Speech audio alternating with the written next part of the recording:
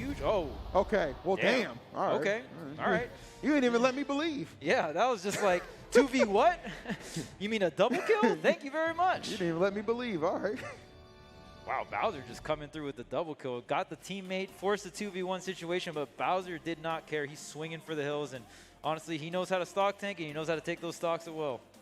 Kugo and Bowser stacking up 2 in a row after opening up with an L.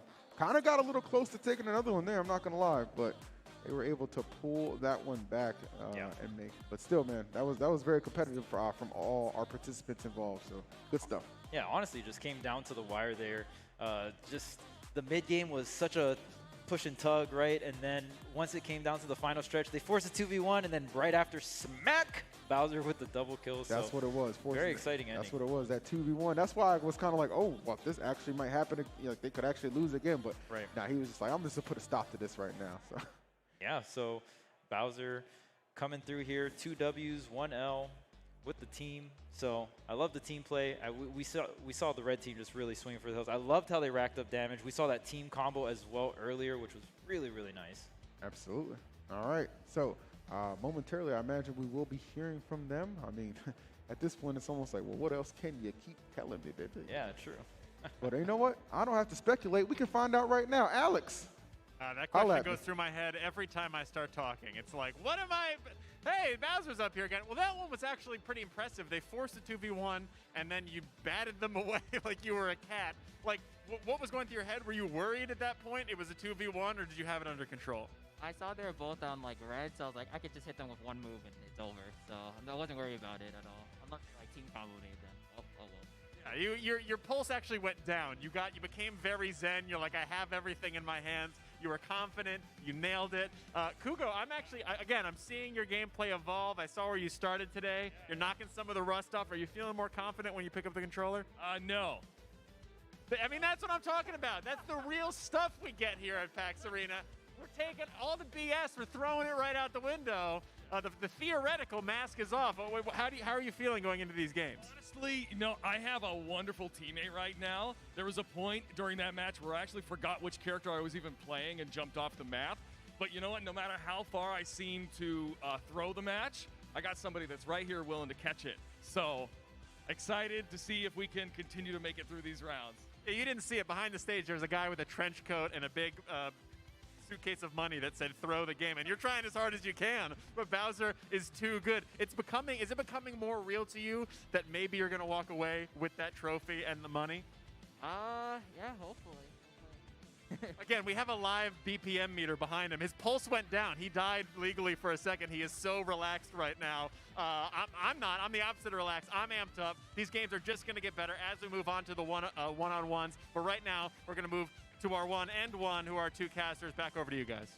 Ooh, that was smooth. I like that. Okay, I like that. That's okay. Clean seg. Yeah, and that was off the top of the head, so you have that one written down. So appreciate you. Appreciate our players and competitors. Always good to get some insight into how they're feeling. But you know what? If you happen to miss that, let's check out some of the replays. And you can see how that one went down. Really kind of started off. It looked like it was going to go the way of more of a dominant match, Charles. Right. But then, finally, I feel like Pignati and Drew, so Icy kind of woke up a little bit, and they really made this a contest down the stretch. Oh yeah, absolutely. Just down to the wire, honestly. And I really thought Blue Team was going to bring it home. They set up for that 2v1 situation at the end, but Bowser just pulled the trigger.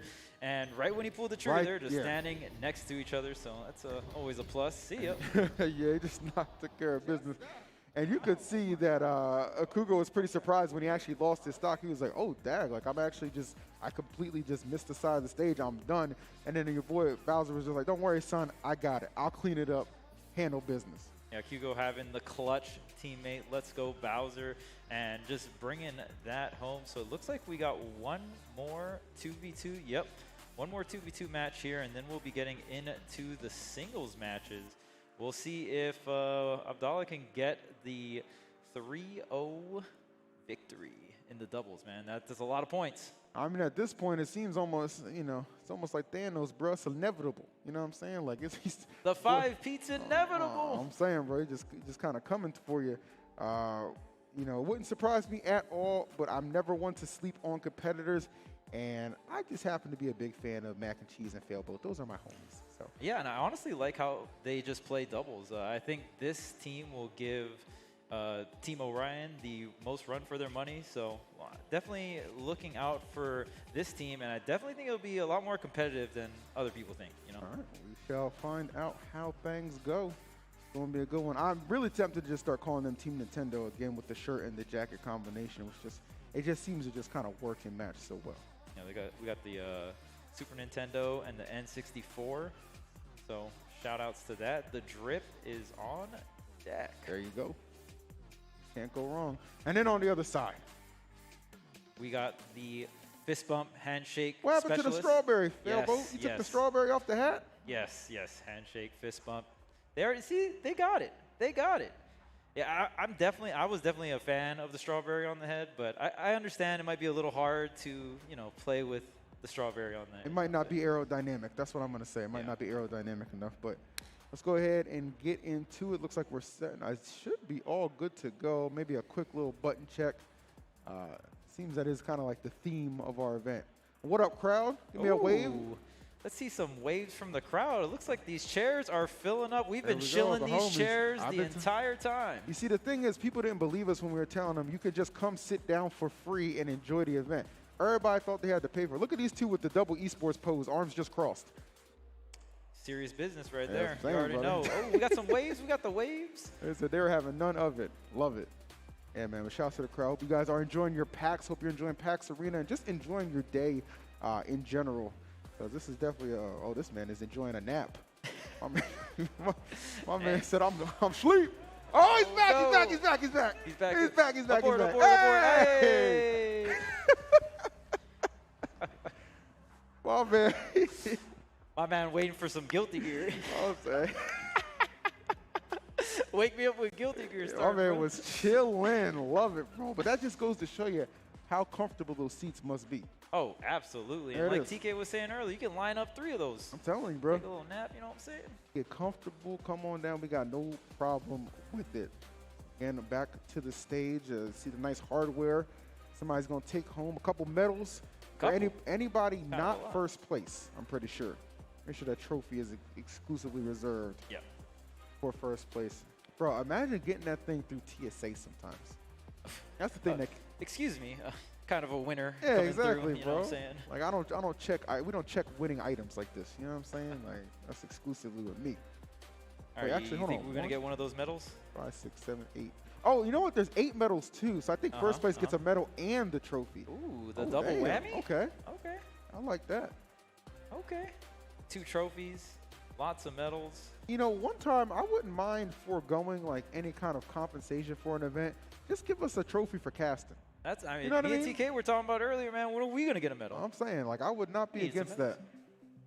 Well, yeah, well, not all of us are in agreement on that, obviously, but over here, it is definitely up for consideration. So we're gonna get this doubles match started in just a moment. Thank you for being patient. Thank you for tuning in and rocking with us as we've all just been enjoying and getting more comfortable and acclimated with Brawlhalla. Such a good game, and I can't remember the last time I've actually come to a PAX and I didn't work a PAX Arena or a Stream Stars. And that, of course, is through, I got to give him a shout out, my boy Luke in the back. Hey. My boy Luke makes all things happen, all the magic happen. And I know he was so excited to get this event like back up and running in person, right? Yeah, Because this yeah. is like his baby. And there's so many like hardworking people behind the scenes, you know what I'm saying? Like who make this happen that I always get the pleasure to work with.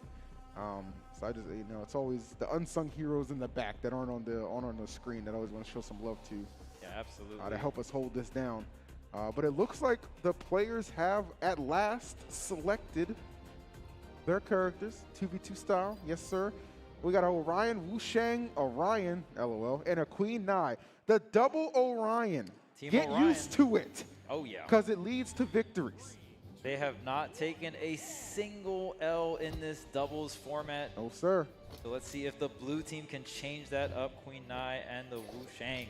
All right, it's definitely going to be a tough one. There's no doubt about that, because even at the start of things, when you think it's kind of going even, they just have this little bit of a habit to just kind of pull away and then just tend to overwhelm opponents. Excuse me. So Mac and Cheese and Failboat right out of the gate they need to just be aggressive. Okay, well, first of all, they need to land. That's the first thing. Got to land safely, okay? Very difficult. Yeah, and Felbo, definitely the offensive one on this team, is able to get a lot of stocks. The Queen Nine, definitely more of a tank, still surviving here. Yeah, I see what Felbo's trying to do there. Offer some support to Mac and Cheese, who was being kind of decimated over there on that right side. But over on the left, it looks like he has his own problems because he will not be making it back. This double Orion out the gate, just a swinging. Yeah, and this Orion team, I'm seeing alley-oops, I'm seeing team combos. It's all coming together for red team. Man, bro. Guys are out here moving. Ooh, little inadvertent hit on the teammate. Actually, almost an unfortunate situation that Failboat was put in on the left side, but able to kind of recover, but still. This is why I just feel like this double Orion team is so good, Charles. They just smother you, right? They don't give you a chance to get your offense going because they got too much of theirs. Man, Mac and Cheese trying to survive here, holding on deep red.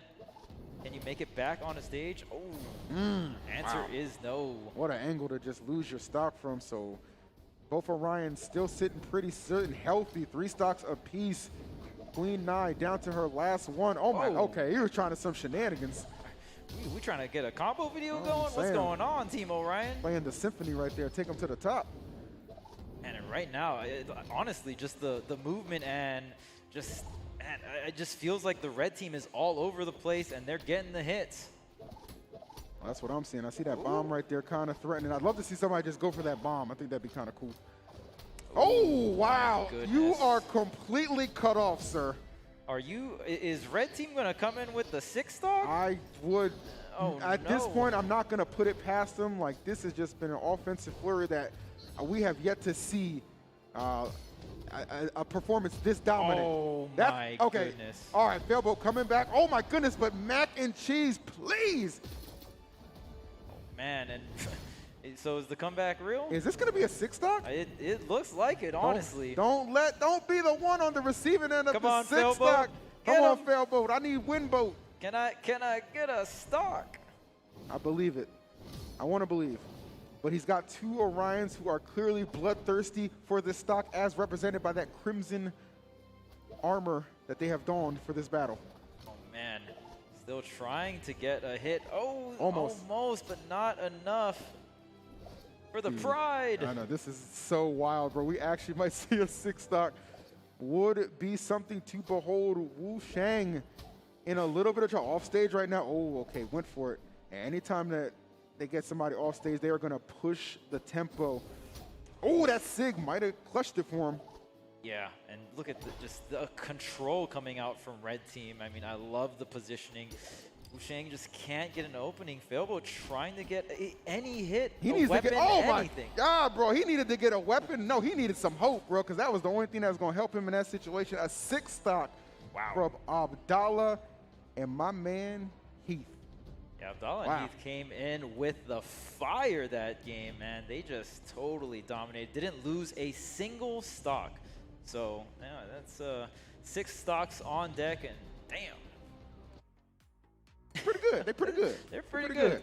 Team Orion not taking a single L, and you saw just why. Honestly, just every match, it felt like they kept on ramping up. Exactly, bro. It was like we got level 1, level 2, and then level 3. I mean, it was just crazy. But you know what? Let's go hear from them, and you know, maybe they can kind of contextualize how they put on that incredibly dominant performance. Right, I'm here with our winners who were winners, who are still winners. Abdallah, how did you guys, well, actually, I saw intensity in your guys' eyes up until the very end, despite you guys having 6 stocks on them. Did you just want to get the perfect match? Why were you leaning forward and everything? Yeah, I mean, when it came down to it, you really want to flex that nice 6-0s. Pretty good. I mean, if you're going to go across the finish line, you might as well do a flip over it or something. You guys definitely did it. Heath, this was the last time you're going to be matching up against Abdallah here. Moving on, are you going to change how you play when you go into the 1v1s? I think so. Being on the team with him and seeing what's going on, you're the one I'm worried about. Bowser's the other one that I'm worried about. Everybody else, I think I have a fair chance. Fair chance. Are you still going to stick with Orion, or are you switch it up? Orion's my boy. Okay, well, hey, maybe we'll see you guys go head-to-head, and it might be anyone's game. I have some people I have to call in Las Vegas, nothing related. We're going to see more when we get to some 1v1s in just a second. It's going to get even more heated up. Money is on the line, a big trophy's on the line, and there's an empty space that might be not empty in Abdullah's trophy cabinet. So let's go back to the casters right now and get to those 1v1s.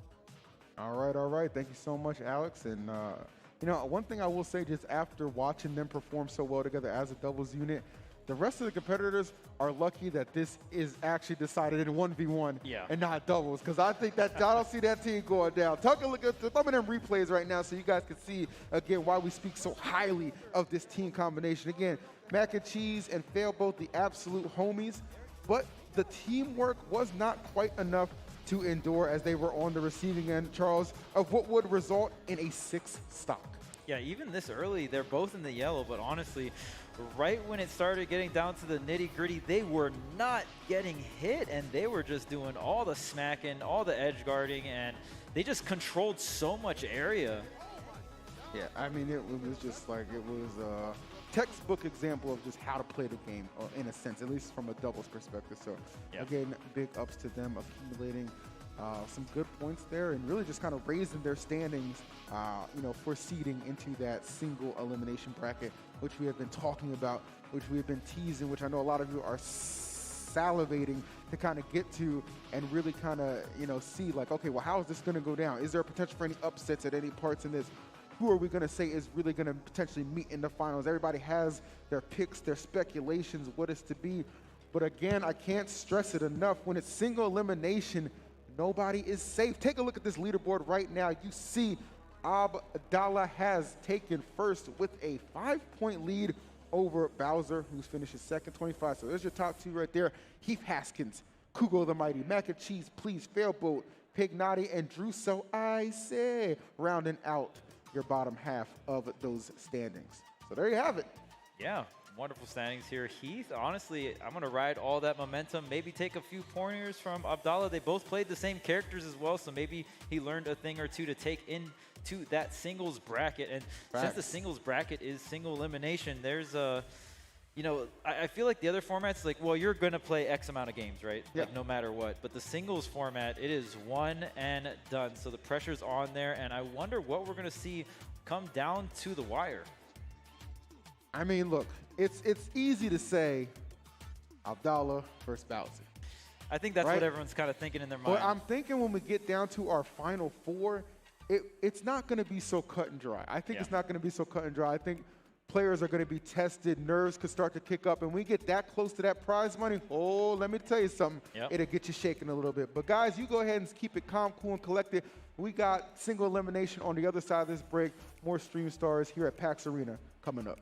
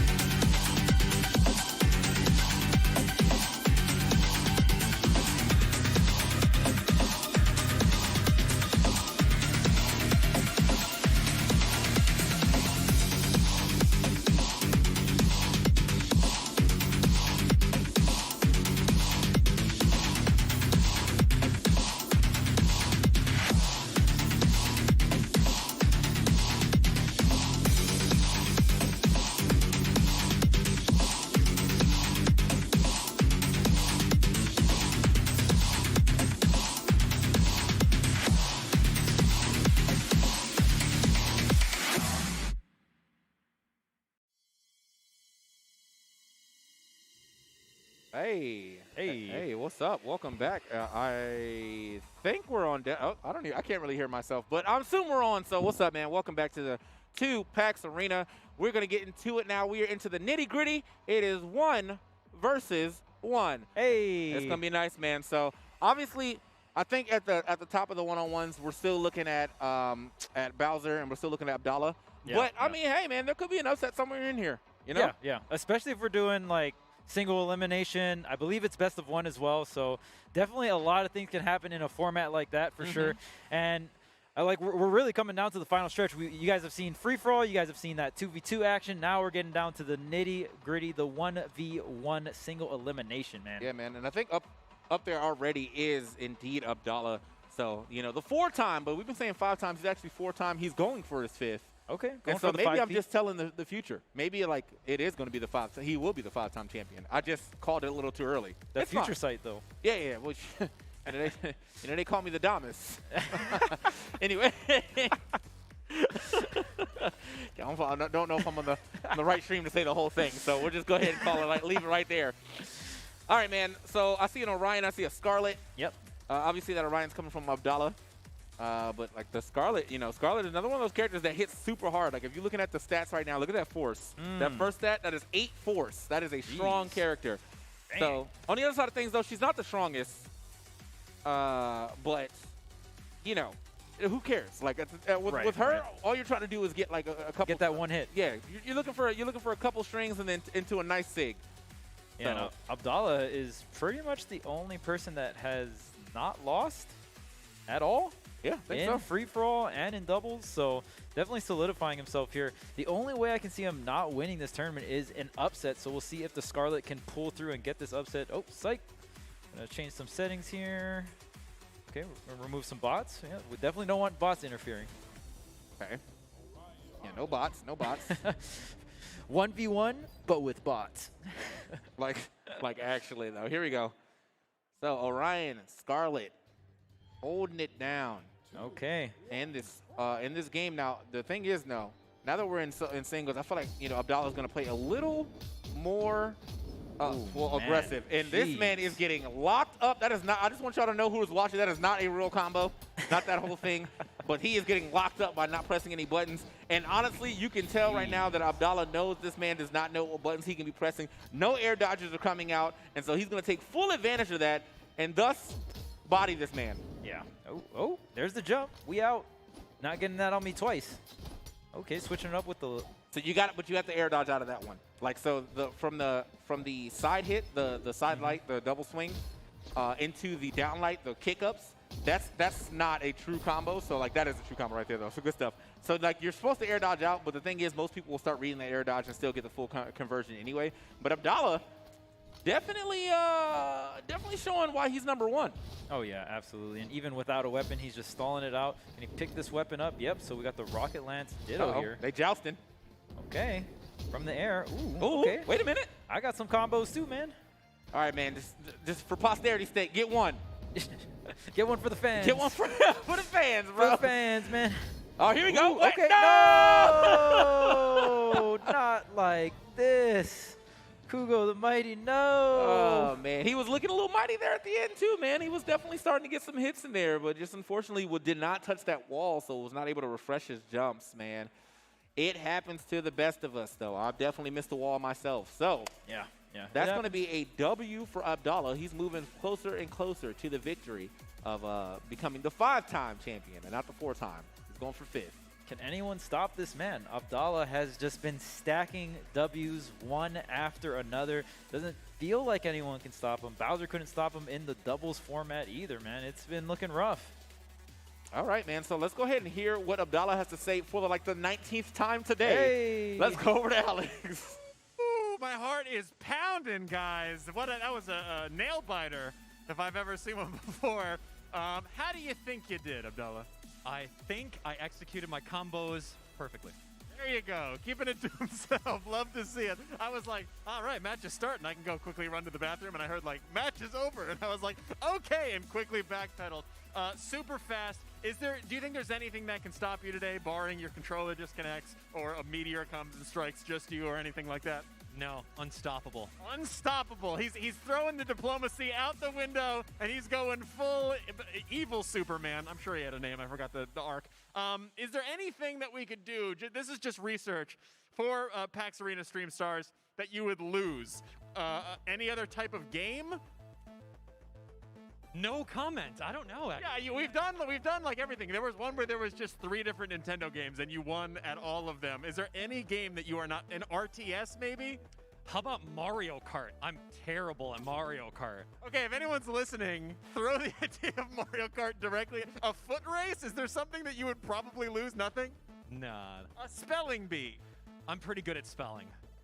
Darn it! Okay, we're gonna go. I'm gonna go fight him in the back. I'm gonna arm wrestle him. He's going to lose at something. Let's go ahead and go back to the caster's desk while I pry into this man's brain. I got the game. Okay. Okay. It's Sonic Riders. Ooh. Now, I'm gonna tell you right now, that game is difficult, and if you don't already play it, you're not gonna know what you're doing. Okay. Okay. We gotta find some game, right? Yeah, let's get the Sonic Riders going for the next PAX Arena. Also, because I feel like if that game gets enough show, then maybe Sega will make another one. Because like I really need another Sonic Riders. Like, you know, that was a good game. But greater good, man. You know, we're still in a good game right now, man. With this Brawlhalla, and I see Mac and Cheese sitting down, so I assume it's Bowser next. Okay. No, not Bowser. Okay, I don't know who's next, who she's playing, but we'll find out soon. All I know is I have full faith, 100% confidence in Mac and Cheese taking this game for sure. Okay, calling the upset. Yeah. Well, right? Is it an upset? Well, is she playing Bowser? No, I don't think she's playing Bowser. Oh, okay. If she is, I recant my statement. That guy's too good. That guy's too good. Yeah, even Abdallah, man. I feel like the only way we can take him out of this tournament is maybe give him some weird controls or something. You know what I'm saying? All right. So we got Mac and Cheese on the right. Cheese on the right, and then here on the left, I still have not seen them. We're gonna go ahead and slide that camera over relatively soon. Can we get a confirmation? Can I get a confirmation? Okay, the controllers looking. Okay, she's holding her controller like a like an infomercial. Having a hard time playing games. It's like all the way in front of her face. With the Pro controller, it does it for you. Oh yeah. Oh man, I should be on the infomercials. Let's go, Toon Squad. You already know. Let's go. That was a good. By the way, if you haven't seen the new Space Spam, it's actually pretty good. I know people are like, oh, but it wasn't good as the first one. Have you really went back and watched the first one, or was your nostalgia goggles one? It's definitely nostalgia. It was not that good either. Yeah. And you probably watched it when you were like, 12 or something, like 10 years old or whatever. The glass was a lot easier to fill back then. For sure. You know, like that. Just Michael Jordan being in the movie in itself was going hype. to. Yeah. Oh my God. Like I can't believe they got Mike. So, yeah. No, just not again. Anyway, it's gonna be Queen 9 versus Zol.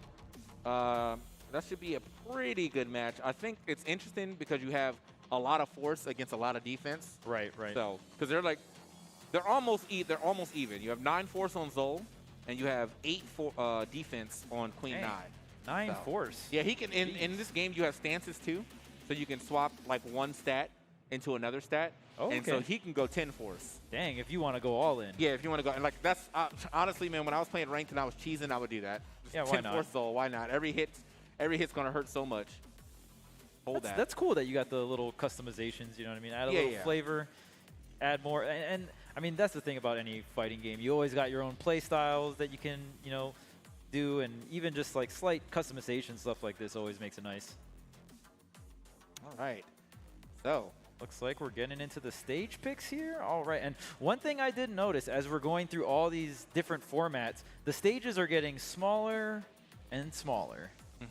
So obviously it makes sense. There's less players on the map. The free-for-all maps were quite large, and then coming into the 2v2 maps made it a little smaller, a lot more interactions, and the 1v1s, that map got cut.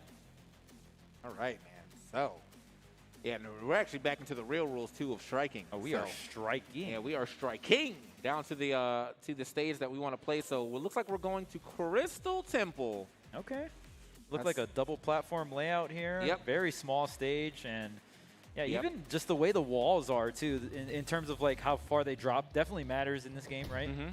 So right now, And this is one of the smaller smaller walled maps, which means that your recoveries can be sniped out a little easier on this one because you can't go nearly as low. Like you can't cling on to the slant, so you actually have to touch the wall. And seeing that we're at this like lower level of gameplay, a lot of the times that's just going to spell imminent doom for people trying to snipe the wall, but the other person just comes down with the ground pound. So right now, though, it's a pretty good start, I'd have to say, for Mac and Cheese, though. She's getting a lot of damage. Oh, knocks him off the stage. She's going to be able to make it back. No! Oh, barely missed. And if that wall dropped a little lower, maybe, right? You were talking about that in terms of just, like, recovery in general, so. All right, man. So here's some mid-set coaching, okay? Ooh, now, okay. Listen to me while you're playing, okay? When you have – oh, no, she's gone. When you have the cannon in your hand, you can jump and then side air to get a lot of vertical or horizontal movement. So you jump, side air, jump again, side air, and then recover. Ooh, okay. But he can't do that right now because he's on his axe. So it's like everything I said absolutely did not matter at all. Anyway. Yo, wait. The cannon coming out? Okay, she's playing it safe. Oh, so close to catching that jump right there off the wall. Up and over, though. I mean, I feel like she would probably be better off swapping weapons right now and going for the spear again. Oh, okay. Wait. Okay. Oh, you ain't gonna get this spear for free though. Oh, yeah. I'm guarding it. Yeah, What's maybe, up? No. No. Right, well, unfortunately, I think another weapon's gonna drop soon. So, there we go. Hey. Got him. What a nice guy. He's like, you know what? Never mind. You can have it. Yeah. Let's play fair. Okay. Oh, jeez. Okay. That is a smack. Recover. Oh no. She got to use the recovery. All right, 1 stock to 2. Can Kugo close it out? So here's another tip for both of y'all. Oh, okay. Wait a minute. You can air dodge in a direction, and therefore using that air dodge in a direction will also count like another jump. So you can like air dodge. Oh, I saw it. You can air dodge as like after you run out of options. So you can like double jump, triple jump, do your recovery, and then air dodge after that. And that's like how you get back to the stage the best. However, it's still looking a little rough. Scooped. Love that slam. Oh, yep. Okay, he's looking for the anti-airs, and I like that. Okay, the spear's back out here for Mac and Cheese. Okay. Oh, scooped up. Oh, man. Okay, don't wasting the jumps. Uh-oh, no. Oh, the air dodge. Oh, she's so close. She was so close. So close to the wall, but Mac and Cheese gonna fall there. The Queen 9 not gonna quite make it back to the stage, and Kugo gonna take it. Yeah, man. See, now that was that. Like as I said, man. Like the tips were working though. Did you see that the recovery got a little better near the end? Yeah, the coaching, man. How much you charge an hour? So, you know, Metafy lessons. You already know coming Metafy. soon. Hey, Metafy lessons coming soon. But yeah, no, that was. You know, that was going to be a a little closer of a match. I feel like if she would have got the spear more often, because she was doing a lot better on the spear, then probably could have went a little more in her favor. But nah, that's going to go over to Kugo for sure. In the Toon Squad shirt, man, definitely popping off. That's a strong man playing a strong character for sure. Yeah, so we're going to go ahead and throw over to the interview. Let's see what he's got to say. Alex, take it away. I'm here with certified strongman Kugo here. He just won. I do have to ask though, you were being a little bit of a stinker. I don't know if there's a more professional way to say that. You were weapon guarding almost the entire time. Being playful is the word that I would use. Okay, playful, stinker, they're all generally positive. But here's the thing, last time I talked to you, you said you were just being carried. You won yourself a game. What happened? Yeah, I'm winning on my own. I hope Bowser's back there watching because I had a good teacher. Go. Hey, somewhere out there, your parents, aunts, uncles are all looking at you going, look at Kugo, he's doing it too. No, they're not. Okay, well, hey, I'll root for you. I'll send you some positive tweets. I was looking. I don't know if we had a replay of this, but your game stance is so powerful. You're hunched over, and you have maybe the fastest, most aggressive, like, finger movements I've ever seen. Have you ever broken a controller before? No, I have not. However, probably coming up in the near future. Okay, I thought you were going to be like stronger as a person. The controllers are probably going to get weaker, so yeah. Yeah, if I said a couple walls or people, maybe the answer would have been yes, but you've been very gentle with your controllers. I mean, hey, maybe if you win or lose, we'll see a controller break? Yeah, maybe. I don't think anybody in the crowd wants to see controllers break, do they?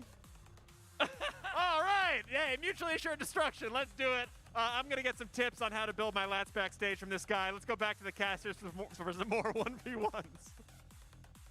Thank you. All right, man. Back at it. So Kugo the Mighty definitely going to be able to take that. But Means we got 2 more games on the first part of our bracket here. It is single elimination, so we're going to have 2 more of those, and then you have 3 more games after that all together within the semis and then the finals.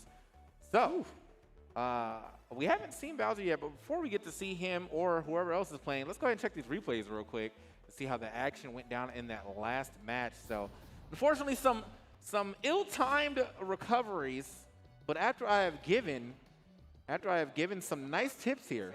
Yeah, I hope everyone was listening. It just wasn't for just the players on stage, right? So. You know, it wasn't. You know, it was for the fans too, bro. It's for the people out there. For the fans. For everybody. Anybody who's thinking, you know, I want to play some Brawlhalla. Well, the one thing is you can use those tips right now by downloading it on your phone. It is free. It's just a free game. Anybody can play. If you have your phone, you got your Switch on you, and you got some type of internet, you can use that as well. It's a free game. It's a pretty nice free game too, though. So you know, we put a lot of love into this thing, for sure. But also the esports is picking up a lot. Over the last few months / year, I think altogether. You know, we were like at the beginning, it was getting like 2,000 viewers. Now it's getting like 40, 50 Ks on like every. Wow. Yeah, it's nice, man. That is nice. Yeah, Kugo definitely coming through, getting a little bit of advice from his doubles partner as well. I feel like that's going to be a huge deal, right? So Bowser giving him some tips, honestly, and kind of coming to fruition. All right, man. So Bowser is indeed up there. Oh, wait a minute. Uh-oh. The young prodigy himself. Okay. He's doing it for the family. For the fam. Yeah, for the fam, bam. You already know. Fast and the Furious head ass. Like, old Vin Diesel head ass. Oh, no. Nothing's more powerful than family. I'll tell you that. Nothing's more powerful than family. Nothing. Drive into space. Do what you got to do. That movie actually became a superhero movie, man. Yeah. It was about cars for like the first 4, and then after that, it was a superhero movie. Then it became some Avenger ass stuff, Yep. you know what I'm saying? Yep. All right. So let's, all right, that was a cool way to cut into. Let's get right into it, man. I didn't see who was who, but I'm going to assume, Bowser's the, is that Core? Yeah, that's Core. Okay, yeah. That's like, yeah, that's definitely Core. Nice skin on the Core. I'm going to assume that's him, though, yeah, because Pignati's been playing a lot of Mako, so again, man, Bowser said he's platinum, which means he does play this game, and I wonder if this is the character that he's been going platinum on. Now, Core has really good SIGs. He's one of the few characters in this game that can combo directly off of down light into on hammer into a SIG. So you can do down light neutral SIG and get big damage. Everybody else would do down light into like side light or down light side air, but he just does down light into SIG, and that's big damage. Oh, boxed up. Okay, weapon spawning on the right here. Uh-oh. Okay, gonna drop it, get the hammer here. Okay, moving back in. Oh, take the kick though real quick, and they're trying to roll in on that with the side SIG. But man, the thing that's holding these players down more than anything is recovery. Yeah. It's just the recovery, man. You gotta be a little more, frugal with your jumps. Like you don't want to just burn them all in one sitting, because then you have a hard time getting them at you. So notice like how that Bowser, he waited, he used his side air to get a little momentum closer to the stage. You want to do stuff like that if you have weapons to do that. I don't think currently Mako doesn't really have a weapon like that. I think you can down air with the guitars to like kind of get some distance. Right. But for the most part, you're just trying to recover. Oh, and it doesn't seem to matter though. Caught him flipping out of there, bro. Damn. That was quick. For family. For the fam bam. For the family. You already know. All right.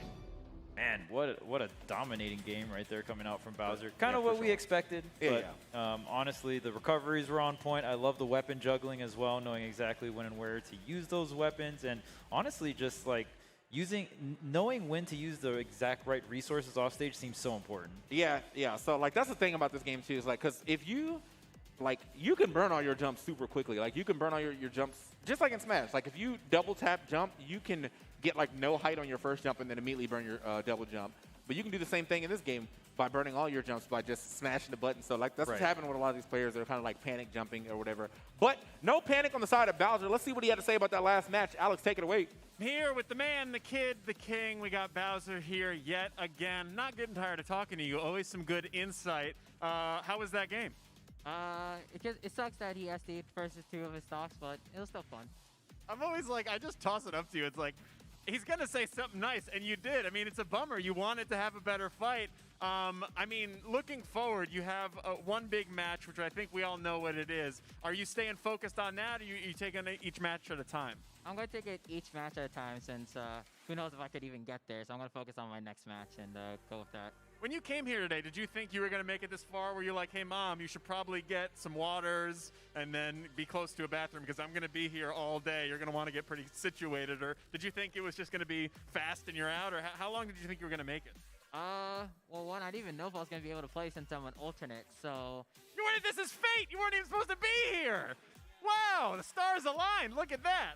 Yeah, so when they said I can play, I was like, oh, okay, well, we'll see how I do. And here we are now. Well, we're seeing it over and over and over again. I'm so happy that Mom has been taking video every single time. I hope you know that prom, graduations, when you get married, every single time something good happens, or she's going to be pulling these videos up. She's got like 10 of them, so I hope you're ready for that. Is there anyone you want to say hi to out there? Anyone who might be watching? Again, I don't know if they know you're playing, but anyone you want to shout out?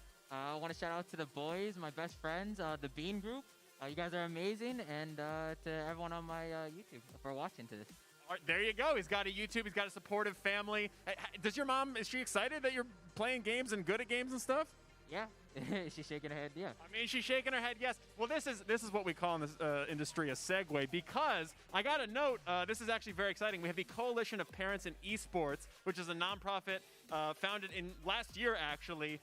And basically, they were tired.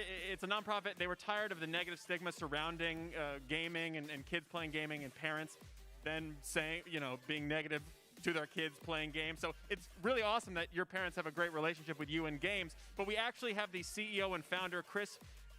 He's the CEO and founder and the dad of pro Fortnite player Septic from Misfits Gaming. He is around the perimeter. If you want to talk to him, get some flyers. He's over there. He's waving his hands. Say hi to Chris. Go talk to him. Talk about your kids playing games and all that stuff. He's got a bunch of information over there about it. So go check it out. But stay put because Bowser has some more butt to whoop in just a sec. Let's go back to the casters. All right, man. So first of all, big shout out to parents supporting the kids. Yeah. But also, he said it was fate.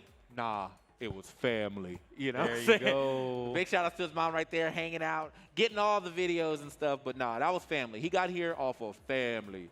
So he's actually part of it. I think he actually might be in the next movie. Oh, nice. Playing like this. Oh. He'll be in Fast 10 for sure. Or whatever number they're on right now. 11, 12, 13, 37, something. 14, whatever, man. So anyway, let's go ahead and check these replays real quick to see how the action went down, man. Watch how my boy Bowser went absolutely insane on him. Just really good. And unfortunately, that's another situation where that was mostly because he did not recover correctly. But that right there, that ender, yeah, sent him packing. Sent him Bonk. packing. Yep. Yeah, just straight bonk, dude. So Honestly, we got, Mako one more couldn't- match now, I think. We got one more Yeah, match on yeah. the quarters. On the side of quarters things? finals, yeah. Yeah. And honestly, Pignotti couldn't really even get a weapon. I just Yeah. feel like Bowser controlled the stage, and it was just to the point where it's like, dang, can I get a weapon? Mako was fighting unarmed the whole time. Yeah. So, all right, man. So, let's see how this last one plays out. We have, I think this is the middle section of the squad. So, probably a closer match, but I see Failboat sitting up there. So, should be able to make it happen here as we get into our last quarters. And then we're going to have 2 semis and then a final. So, I mean, if you're a betting man, if I'm a betting man, I'm thinking the finals is Abdallah versus Bowser. But, hey, man, there could be an upset somewhere in here, too. So, don't ever want to count nobody out until they're actually out, you know? Yeah, we've seen many different fighting game tournaments, right? You can't sleep. You can't sleep. Once you get caught sleeping, that's it.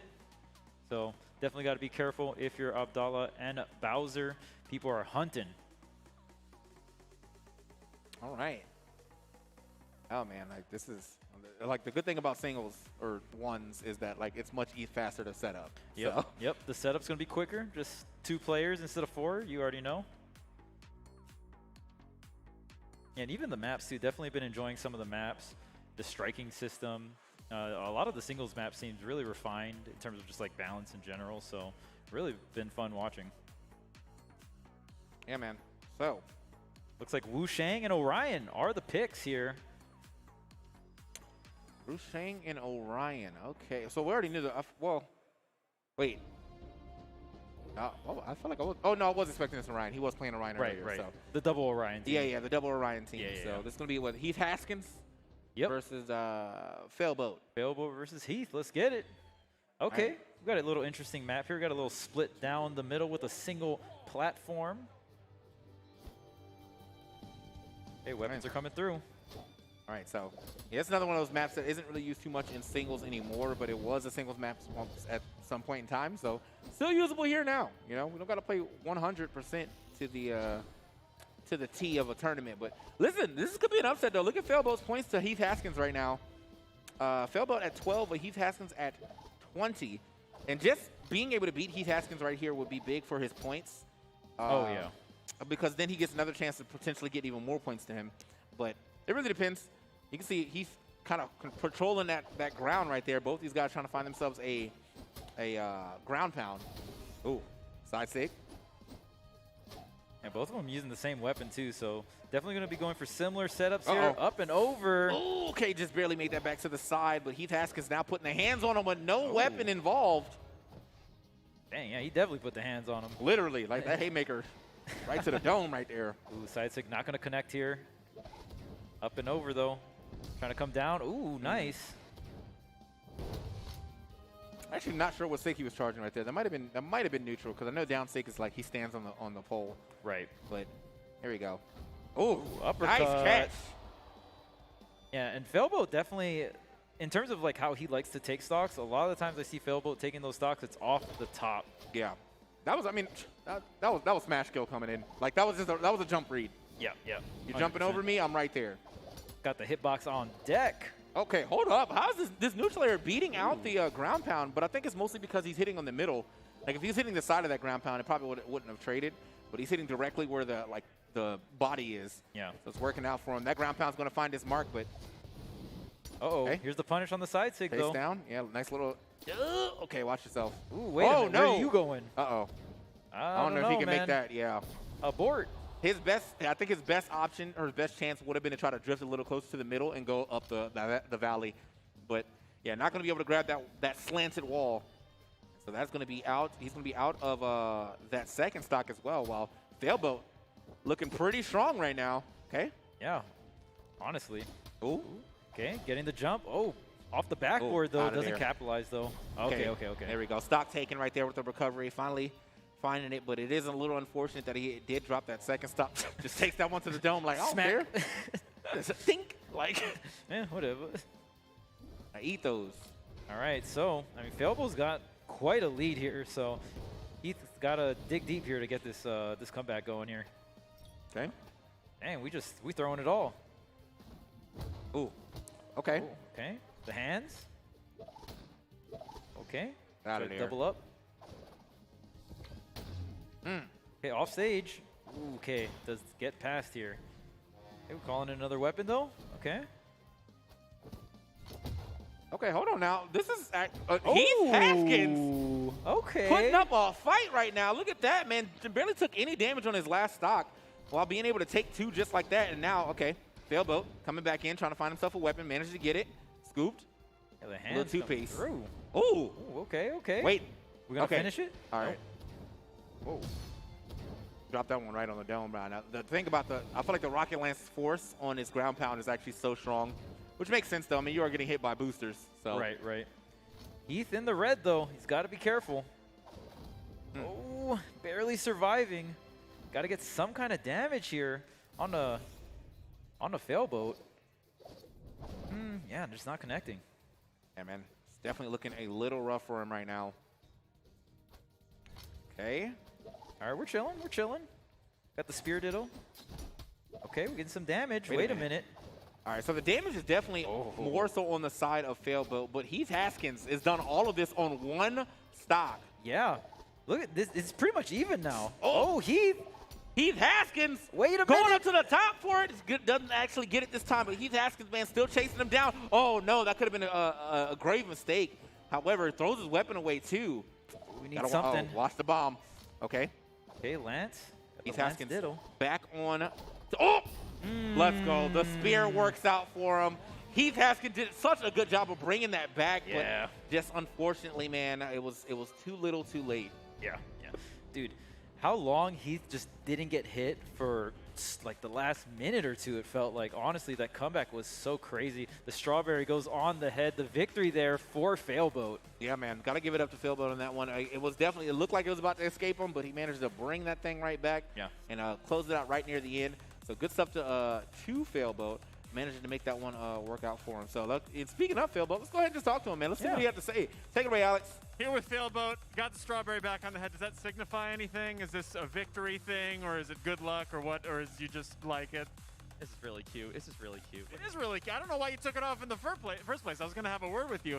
That was, I've been saying this as a joke the entire day, but that was truly a nail-biter of a match. I was like, this is going to be a sweep, and then I was like, no. Was this you trying to make it interesting, or what happened? No, that was him absolutely outplaying me for like a solid stock and a half there. But shout out to Vermont Smash for teaching me how to still not completely stay calm under panic, but panic under panic. Yeah, it was, I mean, I gave you full, he told the truth. I gave you full ability to lie and say, like, I was establishing an underdog role or something. But truly, it was, you couldn't hit him for, like, what happened? You just started to flop and crack and you couldn't hit him? Or, like, did he pull some stops out and you couldn't deal with it? He started to camp that, like, upper ledge there, and I tried to go a little bit too hard on him, and he just capitalized on it. Yeah, I feel like I mean, Wu Shang, he kind of, I mean, you're playing him very well. It's super aggressive, but if you can't hit anything and you're getting battered around, it's hard to recover and make those moves. Are you going to change a character going forward? Or are you going to stick with the Wu Shang going forward? I think I'm going to stick with the Wu Shang going forward. Okay, we got it. Hopefully we'll see more Strawberry. Hopefully we'll see more Failboat, and hopefully we'll see him at the top of that leaderboard. Back to you guys for some more 1v1s. All right, man. Back at it in the PAX Arena. TK, Charles, getting into the semis now. Yep. Yeah, it's semis time, man. So, like, we'll be getting in the semis after this break. But, hey, man, the action has been great. If you guys are enjoying the action, then stick around because we'll be right back with more of this Brawlhalla action.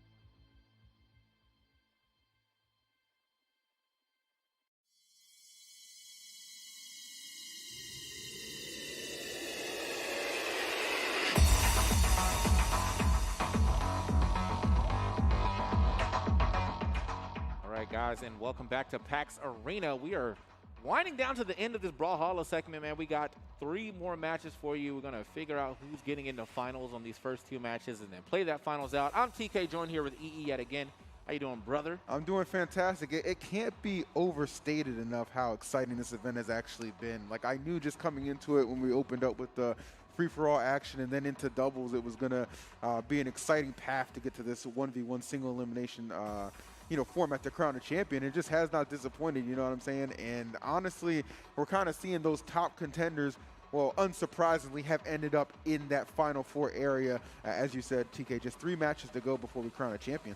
Yeah, man. So I'm still looking forward to the finals being Abdallah versus Bowser, but like it seems unavoidable. It seems almost unavoidable, but there could be an upset. A lot of things can happen in this match, but we are not sure who we got coming up next, man. I would love to see some Reno play, but that's a very, very new character. So my man Colt, yep. I don't see his probably opponent Abdallah. though. It's got to be Abdallah, right? I would assume so. He was on the first side of the bracket, so I'm gonna assume such. If that's the case, that's actually wild. Could we get a well, no, I was gonna say maybe an Orion Ditto. Oh well, no, that guy, no, he's gone. Right. That's what I was gonna say. Yeah, speaking incorrectly. Failboat was able to do that up. So I'm not sure how many points you got for winning that. I don't know if it's still 5 though, but if it is just 5, I think Heath, if Failboat doesn't win this next game, then Heath might still be above him in placements. So that could be something if it's 5 points per win. But we will see. We have both of our players up. We got the Zol and the Orion. Yes. There it is. Clean. So it's going to be Kugo. I'm a big, I was talking to you how it was, what was the character with the axe? Taros? Yeah, I was talking about him. I like Orion a lot too. Okay. Orion's clean. And then I became even more of a fan when I saw them just kind of rocking through in doubles very cleanly. That character's got a lot of clean execution. Probably takes a lot, maybe like pick up not relatively difficult mastery of the character though. Probably a lot of effort behind it. Yeah. So with that being said, man, we're just getting I think we're all set up. I got the screen on my side, so but we'll I got it on my side too. Relatively soon, man. It's gonna be coming to your screen live and direct as we get into our match on Ramen on the Miami Dome. This guy actually got the best song in the game too. Oh, we gotta fix them names. What? Oh yeah. We gotta fix them names down there. Name's definitely different at the bottom right now. This is Abdallah, baby. Abdallah and the Mighty. Yeah, the Mighty. Himself. I'm gonna just call him the Almighty. Yeah, bro. So the Almighty Bugs, because that's the jersey he's wearing. I respect that. But let's see what he's got to bring to the table. Obviously, as we've just touted on throughout the whole event, Abdallah really eager to capture that 5th trophy here at Stream Stars. Oh, and I'll tell you what, he's off to a great start, TK. The way he just kept him off the stage, that right side was completely locked down. Yeah, man. Kugo the Mighty definitely not going to be able to make that one back. Did have a chance to do such if he went for the side air, but he went for the neutral air instead, and that's just not going to get you any movement. But look at this, man. Abdallah all over him, and he's out of another stock. Okay. Absolutely. Look at Abdallah's player cam, bro. This is the man that don't, like, he's here. He means business. The fact that he is yet to blink throughout this entire game tells me everything I need to know. Yep. But how could you blink when you're delivering these pinpoint precise combinations? I'm not even. Now just putting this man in the dirt. Literally not even watching the gameplay anymore. I was waiting for that man to blink. Woo! He still ain't blink. Oh, there it is. I was like, the eyes gotta hurt. Like, oh, man. Get this man some clear eyes, bro. Yeah. He does not blink. Oh, man. Wow. Well. And Kugo, he is good. Like, he's good. He's proven to be an asset, especially in doubles. Like, he had a great performance, but Abdallah just made him look like an amateur. Yeah, that was actually super easy for him. So, I'm going to have another word with Abdallah for the 417th time. Alex, take it away. All right, I am here with, what was your name? Oh, Abdallah's here. He won again. Do you have any worries going into that match? Yes, actually, I was hard calculating every single option that could have happened in that round. No sleep. We saw. I mean, there was no rest of your eyeballs. You didn't blink. Do you often blink when you play games, or you normally just locked on like that? Yeah, locked on, laser focus, just had to perform. That's good. Hey, listen, if he even shuts down for a little bit, game over. He's not walking away from this one. Are you now envisioning that game against Bowser? It's pretty much set in stone. I mean, we'll see how he does in his game, but we're all pretty sure it's going to be you versus him in that final 1v1 matchup. Are you envisioning that round right now? We'll see. I don't want to count out the other competitors who are going against him, so I'll be rooting for the underdog. I mean, listen, you should see him backstage. We have a little green room for them. They've just been standing like this the entire time. There was a weigh-in that we didn't require. I don't know why you guys are doing that, but it's going to be a vicious setup. You guys are staring each other down backstage. It's going to be a great match. Is there anything you'd like to say to Bowser to try to strike some fear in his heart? Strike some fear. Oh, that's uncharacteristic of me. I thought that's right up your alley. I mean, you're scary to me. What is there anything you want to say to just instill that fear? How about good luck, have fun? That's it. He's shaking. I can feel it. There's a Bowser-shaped hole in the wall. He just ran through it. That's maybe going to come up later. We'll see what happens after Bowser's match. We're going to get to it in just a second. But right now, let's get back to those casters for some more 1v1 action. Bro, no trash talk. Boo! No, I'm kidding. All right, man. So like that's him already lining up for finals, man. Looking. We've been saying he's the 5-time. He's actually the 4-time, but it's looking like the prophecy's about to be foretold because he's looking like he's going for that 5-time for sure, pretty easy. Let's go ahead and check these replays real quick, which is basically just the entirety of that match. Yes. Because that's about how quick as that match went, man. So as we understand it, production tried to pick the best points of this match, but the fact of the matter is every point was the best point. Like you couldn't narrow it down to just one specific thing. So we decided, you know what we're going to do? We're going to do something for the first time we've never done before. The whole match is your highlight. Yeah, man. Okay? Like, the whole match is basically just big enough or just long enough to be put into a Twitch clip. So, just don't let it, like, when someone says get clipped, they don't mean the entire match. They just mean, like, one stop. Right. But he's like, I'll just get clipped. I'll get clipped. I mean, when you're a 4-time champion, you kind of do things a little bit different. I think that's kind of fair to say. But, this kind of goes maybe this is like actually works in Abdalla's favor. A little bit of intimidation tactics, if you will, for whomever he's going to meet in grand finals. This is what you have to go up against. This man was barely touched. We are in semis. This is the top 4 players of this event, and he just made this, like, he made it look like he never even touched the game before. He damn sure wasn't touching the stage after that. There it is. All right, man. Oh, well, what a great replay. What a great, what a great highlight. What a great highlight. It's one long track. What a great highlight game. You know what I mean? That is crazy to me, but well done, Abdallah. We will see him again momentarily in grand finals, but his opponent, TK, we have to decide his opponent. Obviously, he has been on a collision course with Bowser all throughout this event. It seems unavoidable, inevitable, whatever big buzzword you want to put onto it, but perhaps the one cog in the wheel, Failboat. Yeah. Perhaps. He could do it. He could. Listen, I didn't know if he was going to make it to this point, and he surprised me. Yeah, he's pretty far back here, man. Like, give it up to him for sure, man. I'm pretty sure, like, he plays a little Smash well, so probably carries over a little bit. This game is definitely much different than Smash, but I feel like the core aspects of a platform fighter will carry over from most games. You just got to now learn the intricacies. Look at all these chairs being filled up. Let's go. I love it. There you go, showing up for the finals, the semis. I love to see everybody in the building. You know what's insane, though, is that I still see a lot of y'all standing when there's a bunch of chairs here, bro. Sit down. No. Listen, I respect the need to keep the blood flowing. I really do. But sometimes it's good to sit. Yeah? I did it for 2 hours on my flight from California. I didn't really have a choice because that flight attendant was kind of lurking. But the point remains the same. You know, that's what I like about international flights, bro. They don't be coming at you that hard. That's true, because you have to get up and get that blood circulating. You know? So I just be standing in the aisle. Until you try and sneak into first class, then they're just like, oh, buddy, take a Yo, that's you can keep walking, just go that way. That's my bucket list, to get on an event that flies me out first class, in the first class where you get to lay down. I did that one time when I went to London. Yeah, when I went to London. That was cool. Yeah. So here we are, man. They kept trying to tuck me in, though. I was like, I don't need help with that.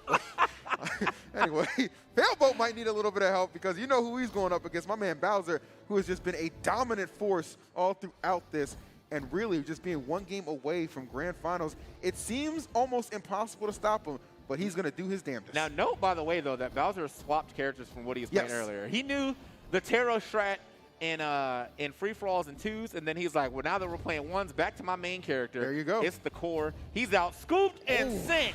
All right, well, there's a reason that this guy is so good. He has the ability as well as the diversity. Looks like he was trying to cycle through that item for a moment, but really just at this point, man, you just keep putting the hands on him, or in this case, the hammer. My goodness. That's a big clip it and ship it for me, bro. Like that was he definitely did it up. So you know what, man? Like I feel like the thing is, Felbo could still potentially get back into this, but like he has to do it right now. Because if you're looking at the damage right now, I don't actually think he's been hit. That is like perfect. That is like perfect white, bro. That's the way to live by. As you can tell, Bowser is just. Yeah, I don't think he's been hit once either. That's concerning. Yes, I'd say that's concerning. Let's get one. Oh, there we go. Let's get one. Let me get two. Oh, two. A little two-piece. Okay. All right, that's the three's coming. The three's coming for sure. Big hit. Any minute. Okay. Give it to him. Hold on now. You just gotta be patient with it. You just gotta be patient. You know, sometimes you gotta let the hit come to you. There it is. Okay, so we are definitely. Jesus. We're doing some things. I didn't say they're necessarily good things. Yeah. He seemed a little surprised by that KO. Now you can definitely air dodge through the recovery, but people get caught. Oh no! Oh no! Hey! Oh, he's done. He's actually done. Are you kidding? Another 3-stock en route to the finals, guys. All right. This is the top 4. Yeah, well, and the gap. Nah, it was top 2 plus. That's what that was, bro. Because these two competitors that we're about to see coming up next, this is gonna be a good fight. It's gonna be a good fight. It really is. I mean, you got, you know. Can we get a best of 3 on this, bro? Like, I'm kind of like in the same boat. Like, we got some time. Hold on now. We got some time. We can run this best of 3 real quick. We don't have to wrap it up in just one. Yeah, man. Because I mean, look, this is gonna be the one to rule them all for sure. But oh my, they are definitely playing, man. Between Bowser and Abdallah, it's gonna be something. But let's go ahead and see what Bowser has to say about that last gameplay. Alex, take it away. Talk some trash. Whew. It was inevitable. It was unavoidable. What other words do you use? Edible arrangement? It was something. Bowser is up here again with me. Were you worried at all going into that match? Not really. Not really. All right, there we go. So you're learning the trash talk. I dumpstered him. No, it was a great showing by you. The smile is now kind of leaving your face, though. I can even tell, mask included, because you know what's happening next. Are you a little bit worried about the next matchup? Definitely gonna be my toughest opponent yet. So in grand final, so some nerves behind it, but I'm gonna try my best and hopefully win it. Can I call you every morning? Because I wake up with just like a feeling of doom, but you make me feel, you're so positive about everything that I'm like, I just want to call Bowser right now. I think there's a lot of people here rooting for you. Do you feel like an underdog here? Do you feel like you're going to have to climb up a very tall mountain to knock Abdallah down, or is that not even getting to you? Someone that's an alternate now in grand finals, I guess I could say that in a way. Not really sure though, but. I mean, you said you're not even supposed to be here, and second place is not a bad place to be. You still get $1,000. I mean, pretty much guaranteed to get $1,000. Have you ever won that kind of money before? No, this is my first time. Well, there we go. Again, you got to work out with your mom. How much can he spend of it, Mom? Nothing. Okay, so in theory, you just get a nice shiny medal, worst case scenario, but you still fight for that first, and that's going to be coming up next in our best of 3 grand finals with you and the reigning champion, Abdallah, in just a second. But right now, let's kick back over to the casters one more time. Yes, All right, man. Now, I don't know if they did that because we said it or if it was going to happen, but I'm going to say that we had influence. It was influence. It was influence. You have been influenced by the influencers. What's up? That's what we do, baby. It's all in the name. It's all in the name. But let's go ahead and take a look at some of these replays to see exactly how we got to this point. It was another dominant fashion in semifinals with Bowser just putting on a clinic. And this is no shot at Failboat. He is a very incredible talent. He just ran up against a generational one in Bowser. All right, man. So, look, yeah, I know he's feeling good about his play right now, but they are stacked up to the top right now. Abdallah at 65 points over Bowser right now because of the one win that they got in doubles. But, man, look at the disparity between 65, 60, and then the next person is 34, bro. Like, it is, yeah, they. Y'all didn't have to put up that whole graphic. You could have left Drew. Y'all could have left Drew off. Y'all ain't had to do all that. Now, shouts to my man Drew, though. He was here. Now, He was here. I wonder is it every game that matters now that's going to get them the points? Because if so, then Bowser needs to win 2-0. Yeah, if he wins 2-0, I think he takes it. He just takes it. Yeah, I think that's why the sense of urgency, it needed to be extended to a best of 3, which I think is just incredible. All right, man. So Bowser, a lot of pressure right now. He even lets Abdallah get one, then just by the numbers alone, he should be able to take it. right? Yeah, I mean, well, see, the thing is, the only loss that's been given so far to Bowser has been in doubles, and he actually did a pretty decent job there. Now, it was to the hands of Abdallah, but now it is mano a mano, you know what I'm saying? Like, my hands versus your hands, my character versus your character was good. So, I think we're kind of setting up, but you know what I'm setting up to see? Some more people in those beautiful chairs. Thank y'all for taking a seat here after we've been shielded. They were free, too. These are free seats. I'm waving back at you. Here we go. If you turn around, I swear I'm waving at you. I won't make it. Don't make a liar out of it. Hey! Okay, girl. All right, man. So yeah, it's thank y'all for coming to sit in these like free. Now the thing is, I just use the best word for gamers. Okay. Okay. Free. Okay. That's true. You put the word free on anything, and they're ready. Like, oh, we got free air over here. Free air? Oh, I'm coming over there. I'm breathing this way. Yeah. Pulling up. That's what we do around here, having a good time. But yeah, really appreciate all you guys tuning in. I mean, you picked, even if you just showed up to this, whether it's in the Twitch chat or the audience, you picked a hell of a time to tune in, because on the other side of this break, the grand finals, Abdallah, Bowser, only one can win. Find out who after this break.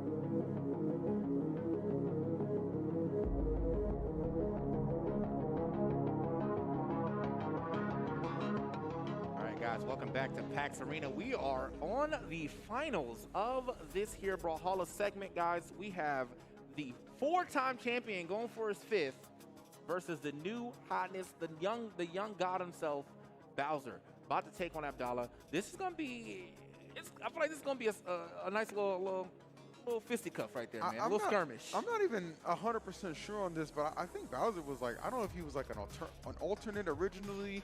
I know he had to have his mom come through to sign some papers just to make sure he could compete. So, I mean, regardless of his path to get here, he has certainly made the most out of it. He has been definitely a treat to watch all throughout. Dominant performances, back-to-back. Same can be said, though, for his opponent, as TK alluded to.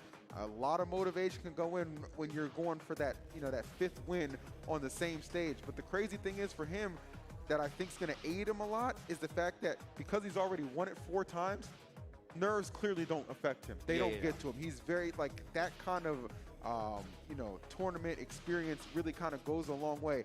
Bowser, amazing player. Not sure if those nerves will creep up, but I tell you what, this kid has been kind of stone cold all throughout. I can't imagine that's going to be a problem, which is exactly why I think this is going to be a grand finals to remember. All right, man, so they decided to go random too, man. It's a super nice start right here, respectful. And here, actually random, getting them directly to what is one of the most used stages in competitive. Small Mammoth Fortress. It ends up doing this little Smashville thing with the platform. This side platform does rise up and go above the stage a couple times, so that's pretty cool. But honestly, man, we're just going to have to see how this one starts out. A good start here for both sides. Nice air dodge to try to get through, but he was a little too late on it. Still got hit with the second part. You want to air dodge away from that. Definitely expecting a lot of exchanges when it comes to combinations. Both of these guys have been so fluid and just so thorough with their execution. It's kind of hard to think that they're just kind of single hits. Like, everything always seems to lead to more extensions. And I have no doubt that is going to continue to be a trend. Some nice hits developing right now from my man, Abdallah.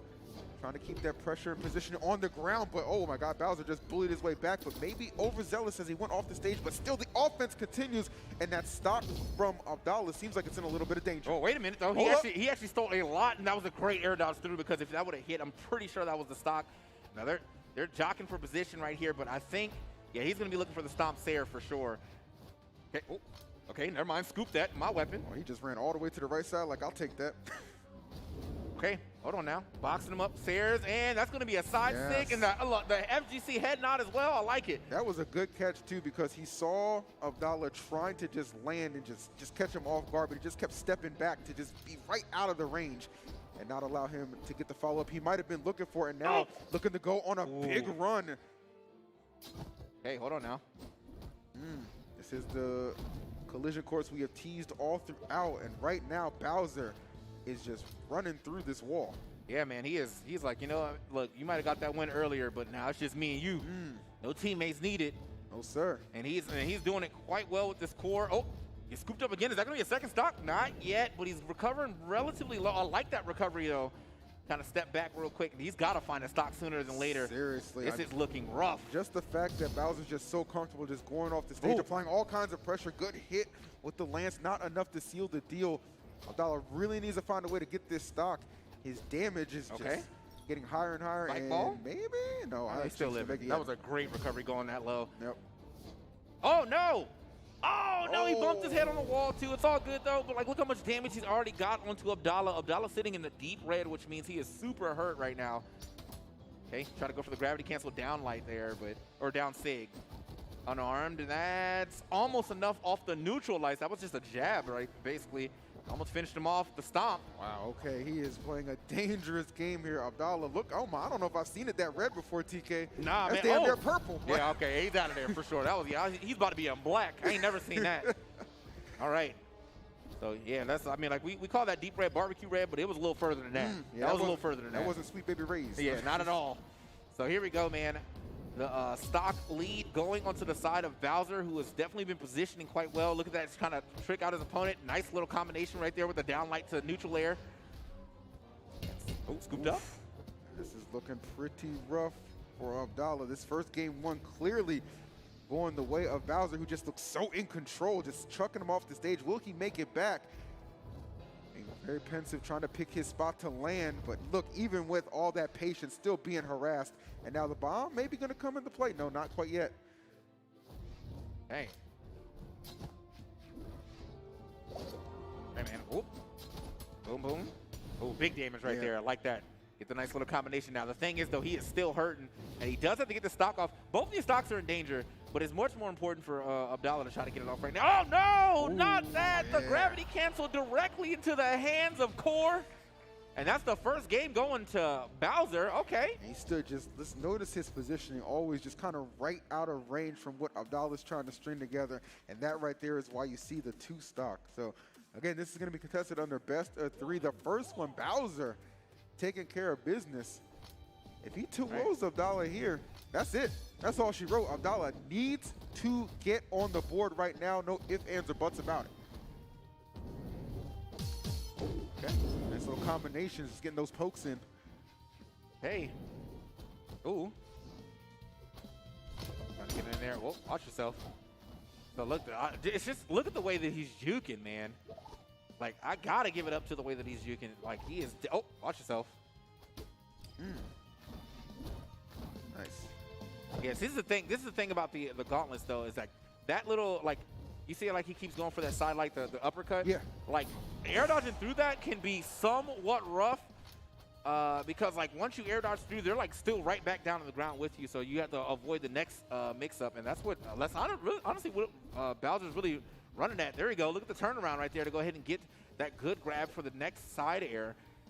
Man, this is definitely passing up the crown right now. Yeah, I was gonna forcibly at that. He's like, I'm gonna just take that off your hands, player. Yeah, let me get that, player. Whether you want to give that up or not. All right. It is. Now, again, man, this is 2 out of 3, and so if Bowser wins this, he is up and out of there. Still says he has 60 points, but I assume winning 2 will give him 10, so that's going to put him in the lead, thus giving him the victory here and the crown and the bigger cut. Go, get out of here. Oh, my God. He is 1 stock away from victory. Abdallah kind of floored and a bit lost as to what to do right now against this young beast, this young lion who's just come in. He's taking over this pride, man. That's why he wasn't talking no mess. That's what I'm saying. That's why he was like, nah, y'all not going to embarrass me up here. That's real talk. Oh, man. Not giving this young buck any more of a reason to go ham. Yeah. And he is definitely going ham on it right there. Gets the scoop. Doesn't get much more off of that. I think if he would have went for the side sig, that would have actually been a better scoop. But he was looking for him to jump over. Again, look at that. You air dodge away, and they're right there again. Oh, my. This man, he is Down playing six. inspired right now. Can I just say it? Bowser definitely listened to that new Drake. Oh! Ain't no way, bro. Oh, and he's Certified already lover standing boy up. to certified champion. Bowser takes it at Stream Stars PAX Arena. Yeah, bro. We got to see you next year, too. Now you got to start. You got to start being the guy who comes back for the 5 times. But it's his first time. The one-time his winner first time. of the Stream Stars Brawlhalla, Bowser 16. Is that how old he is? Does he change it every year? Imagine. You'll never get verified on Twitter like Yeah. that, bro. We can't confirm who this is. Oh, man. Wow, great performance, man. Bowser, outstanding, man. Light skin error is here, baby. There it is. You know what I mean? Got to give it up to him, bro. The kid did it. Playing so well. He did say that he, to be fair, though, he did say he was platinum already, though. So I don't know if he's top platinum, bottom of platinum. That was just a warning as far as I'm concerned. Yeah. He let y'all know what was about to happen. Y'all just ain't want to listen. Yeah, man. So, look, Jesus, man. I like the flames they got going on in the background. That's as well. dope. Wow. But, yeah, man, he does it. The Stream Stars champion, Bowser 16, being able to dismantle Abdallah here, man. Abdallah was going for the 5-time, but he will stay at the 4-time. However, 4-time's still good, man. We ain't going cap. Like, I can't think of anything negative, and he didn't get first. What did he get? Second. Yeah. So that just goes to show you his consistency in these events, and he'll be back itching for another opportunity. Whether it'll be the same game or not does remain to be seen, but as consistent as these PAX arenas have been, I can't wait to see it go down again. Yeah, man, I assume we're going to get into some type of reward ceremony soon about this, so we can go ahead and give out these participation medals. Well, apparently I heard I get one too. And then Wait, really? No. Oh, no. damn. I was gonna say, Imagine. Yeah, just for existing. But let's go ahead and check these replays real quick, man. See how my boy actually went and dominated the end of this here. Okay. Okay. This All is right. a very early replay. I'm very okay with being in the replay. Yeah. Wait, what happened? Oh, they had to. See, they had to queue up the for the throw because he threw it on beat. Oh.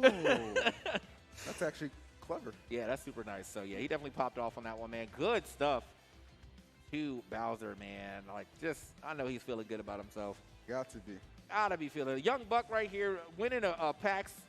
This early in age, man, I won my first tournament at like 26, bro. So, like, hey, you know. He's just beat you by 10 years. Yeah, you know, it took a bit, but I did it, you know. But you did it way faster.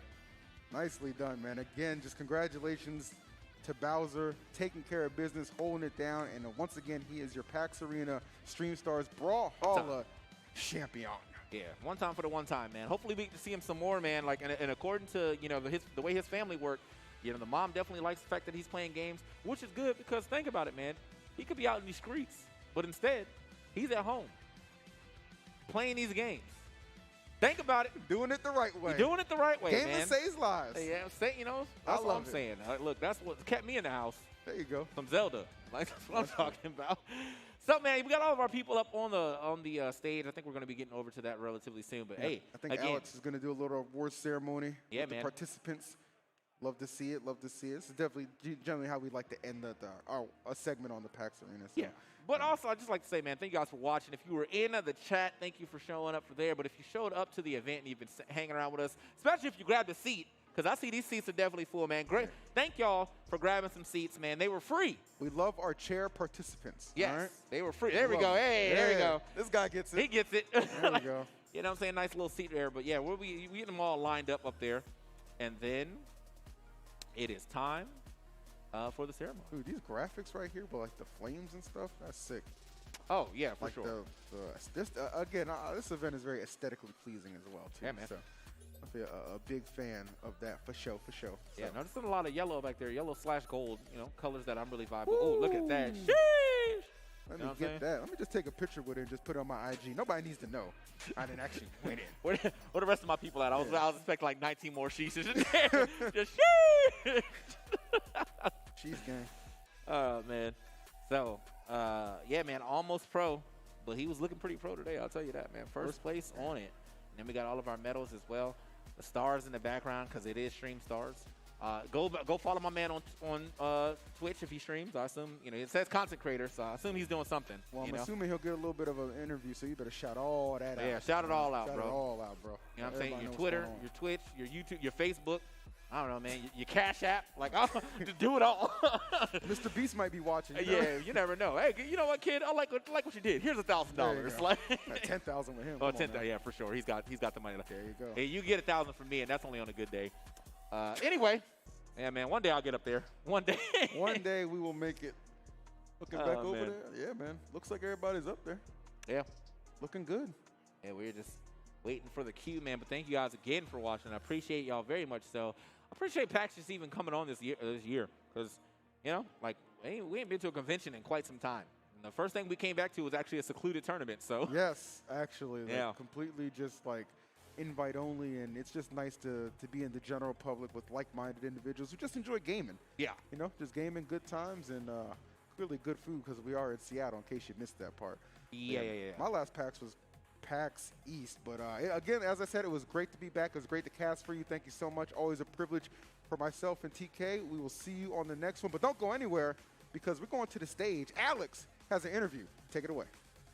It's not just the interview, guys. It is the entire... We're going to give medals to every single one of these people. They all came in today, content creators, streamers, and stream stars, but only one of them is a winner. But again, everyone's a winner here on stage. We're all going to get medals, starting with 8th place, who is... Actually, did we get the order right? Well, we'll see. Ladies and gentlemen, in 8th place, we have Drew So Icy taking up the rear. Give him a round of applause.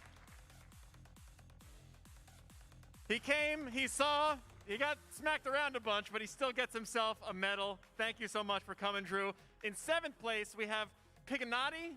He came, he also saw, and he also got blasted off the stage a bunch. Round of applause. We'll get you your medals in a sec, too. Again, everyone's walking away with a little bit of cash, some pocket money to spend in Seattle, so that's great. In 6th place, we were all rooting for you, but we have Mac and Cheese here in 6th place.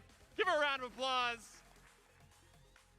Oh, I got medals behind me, apparently. We'll get them to you. I know, I promised them, and now I'm like a deadbeat dad. We'll get you the medals. Oh, I'm supposed to give them out? Okay. I got a job. You gave me second place. Oh, okay. Well, I'll hold on to this then. In 5th place, we have, this was an upset, but we have Heath Haskins in 5th place. He tried his best, came in 5th. 4th place, man, I was rooting for you. We have Failboat, 4th place, super aggressive play. Great Strawberry, I don't know where it went. Oh, there it is, okay, whew. Thank goodness. And then, I'm holding all the medals. And in 3rd place, we have Kugo the Mighty. I'm gonna say, 1st place arms on this man, but 3rd place in Brawlhalla. Give him a round of applause. Yeah, he got carried all the way to 3rd. And then let's talk about 2nd and 1st. Now, here is the deal. Like we've been saying all day, we have had one person come in and absolutely wipe the floor every single Stream Stars, at every single PAX Arena, at every single PAX, and that has been our man, Abdullah. Although, today, we had someone come in and finally have him meet his maker. So in 2nd place, we have Abdullah Smash. 2nd place, I actually have your medal. Abdullah, I want to talk to you real quick before we get to 1st. Now, this is by no means poor performance. This is just, you finally have a competitor who comes up to your level of video games and Brawlhalla. What was it like playing against the winner? Oh, it was an amazing match. Absolutely. It's a different dynamic going from a tournament where we played specifically free-for-all, which was the previous PAX, into a more diverse tournament where we did 2v2 and then we did 1v1. So yeah, it was an amazing match, and yeah, glad to have him on board. I was waiting. I didn't know. I've never seen Abdullah lose before. I was seeing if he was like gonna take off his mask and he was Two-Face. I didn't know if this was your villain arc starting right here, but he's positive through and through. You were an amazing competitor. Is there anything you're going to do after this to sharpen yourself up for the next PAX Arena? I think a little bit more practice is definitely there, but the comeback starts now. That's the thing. So PAX East, you better believe. Putting in the work. You better start running now. Abdullah, is there anything, I know from experience, everyone here is honestly a fan of how good you are at games and your content that you create. Everyone's fanboying a little bit over you. Is there anything you'd like to say to the winner, who we'll get to in a second, going forward? Oh yeah, absolutely. Did an awesome job. Congratulations, good job. I would say everyone, honestly, everyone standing on stage over here did an amazing job playing through, and overall performances were spectacular. So good job, everyone here. Round of applause. There we go, Streamstar 2nd place, but he is the people's champion. Give a round of applause for our 2nd place, Abdullah. And right now, all it's left to do is get to our winner and lift a trophy. Do we have the trophy? Trophy's up here. So I'm gonna go ahead and grab it actually, and then I'm gonna give it to you, and you're gonna lift it over your head. Ladies and gentlemen, in 1st place, the young king, the kid goat. Oh, it's that trophy. You didn't win Almost Pro? Okay. Actually, so you're gonna go over there and lift it. See, if we rehearse this and then I mess it up.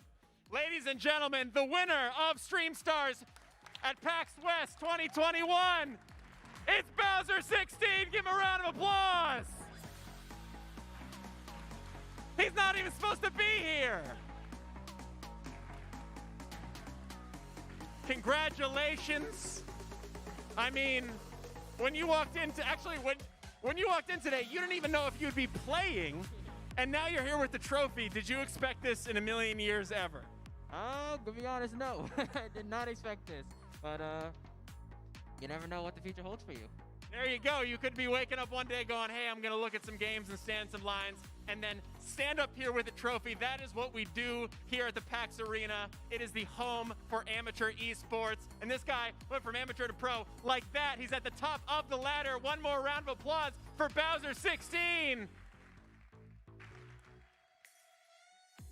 Now, while we all pop some champagne and sparkling apple juice for Bowser backstage, we're going to be switching over to some Guilty Gear coming up in just a second with our 10K Almost Pro tournament coming up in just a second. Do not go anywhere. You're not going to want to miss it.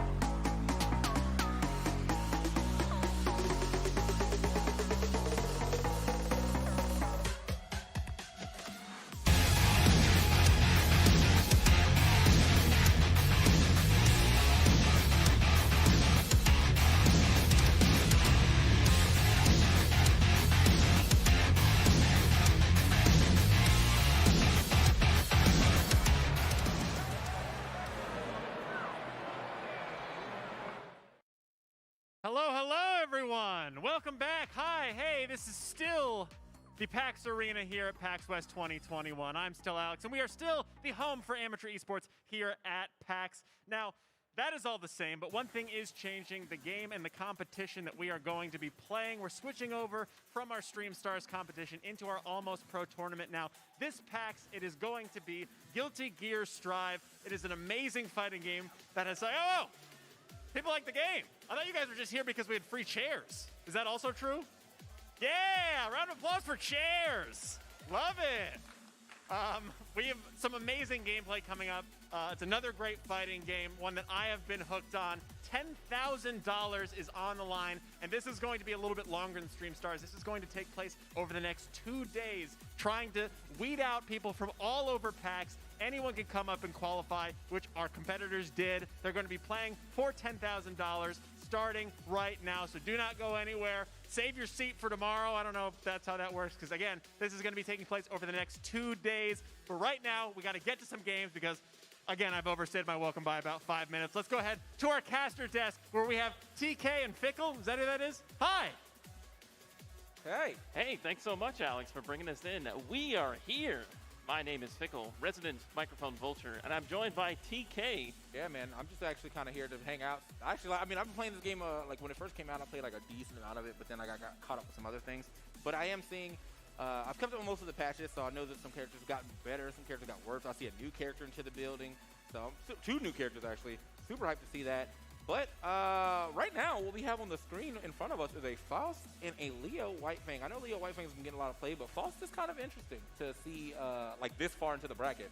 Yeah, good old Loust got some nice buffs in the last iteration of the patch. But let's take a look at the format because it's going to be important to go through this. So it's going to be 8 double elimination pools. All matches are best of 3. Top 2 players from each pool move on and advance to the top 16.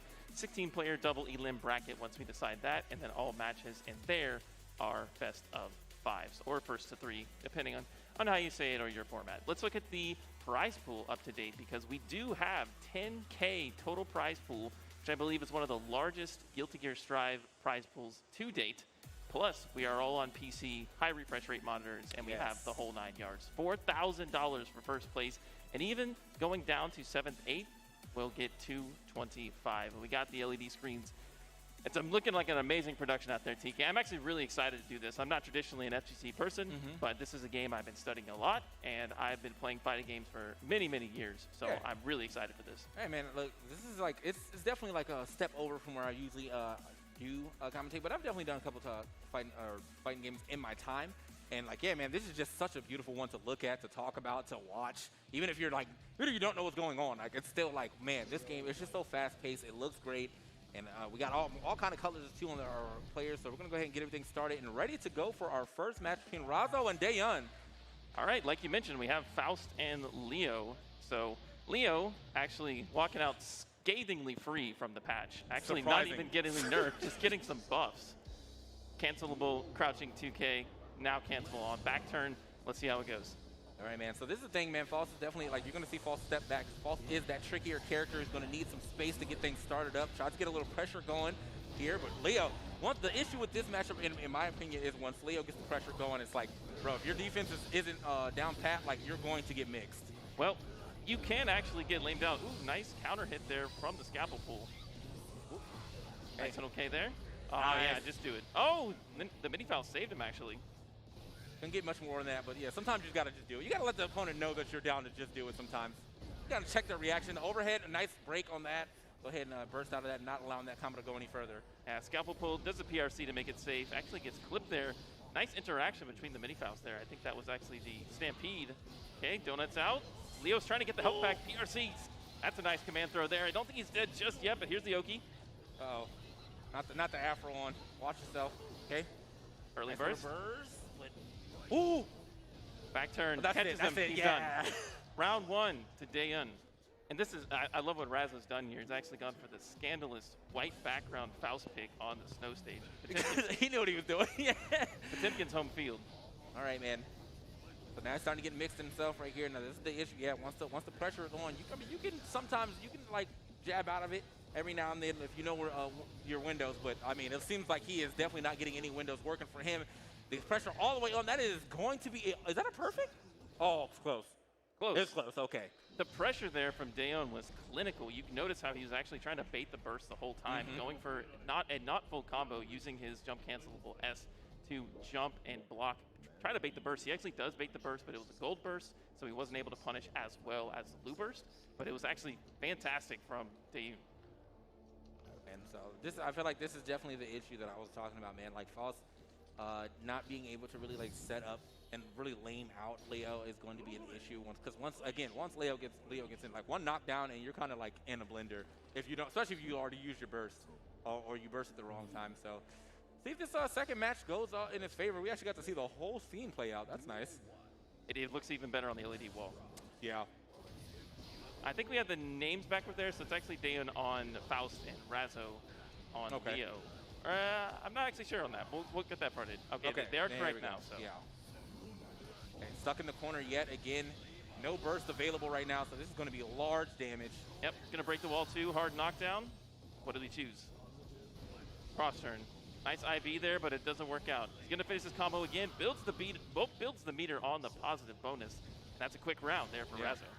That's the beauty about this game too, man. Like it really like benefits those who like want to get in there because you get meter just by moving forward, and the more moving forward you do and more pressure you put on, you actually just get a huge bonus for being active into the game.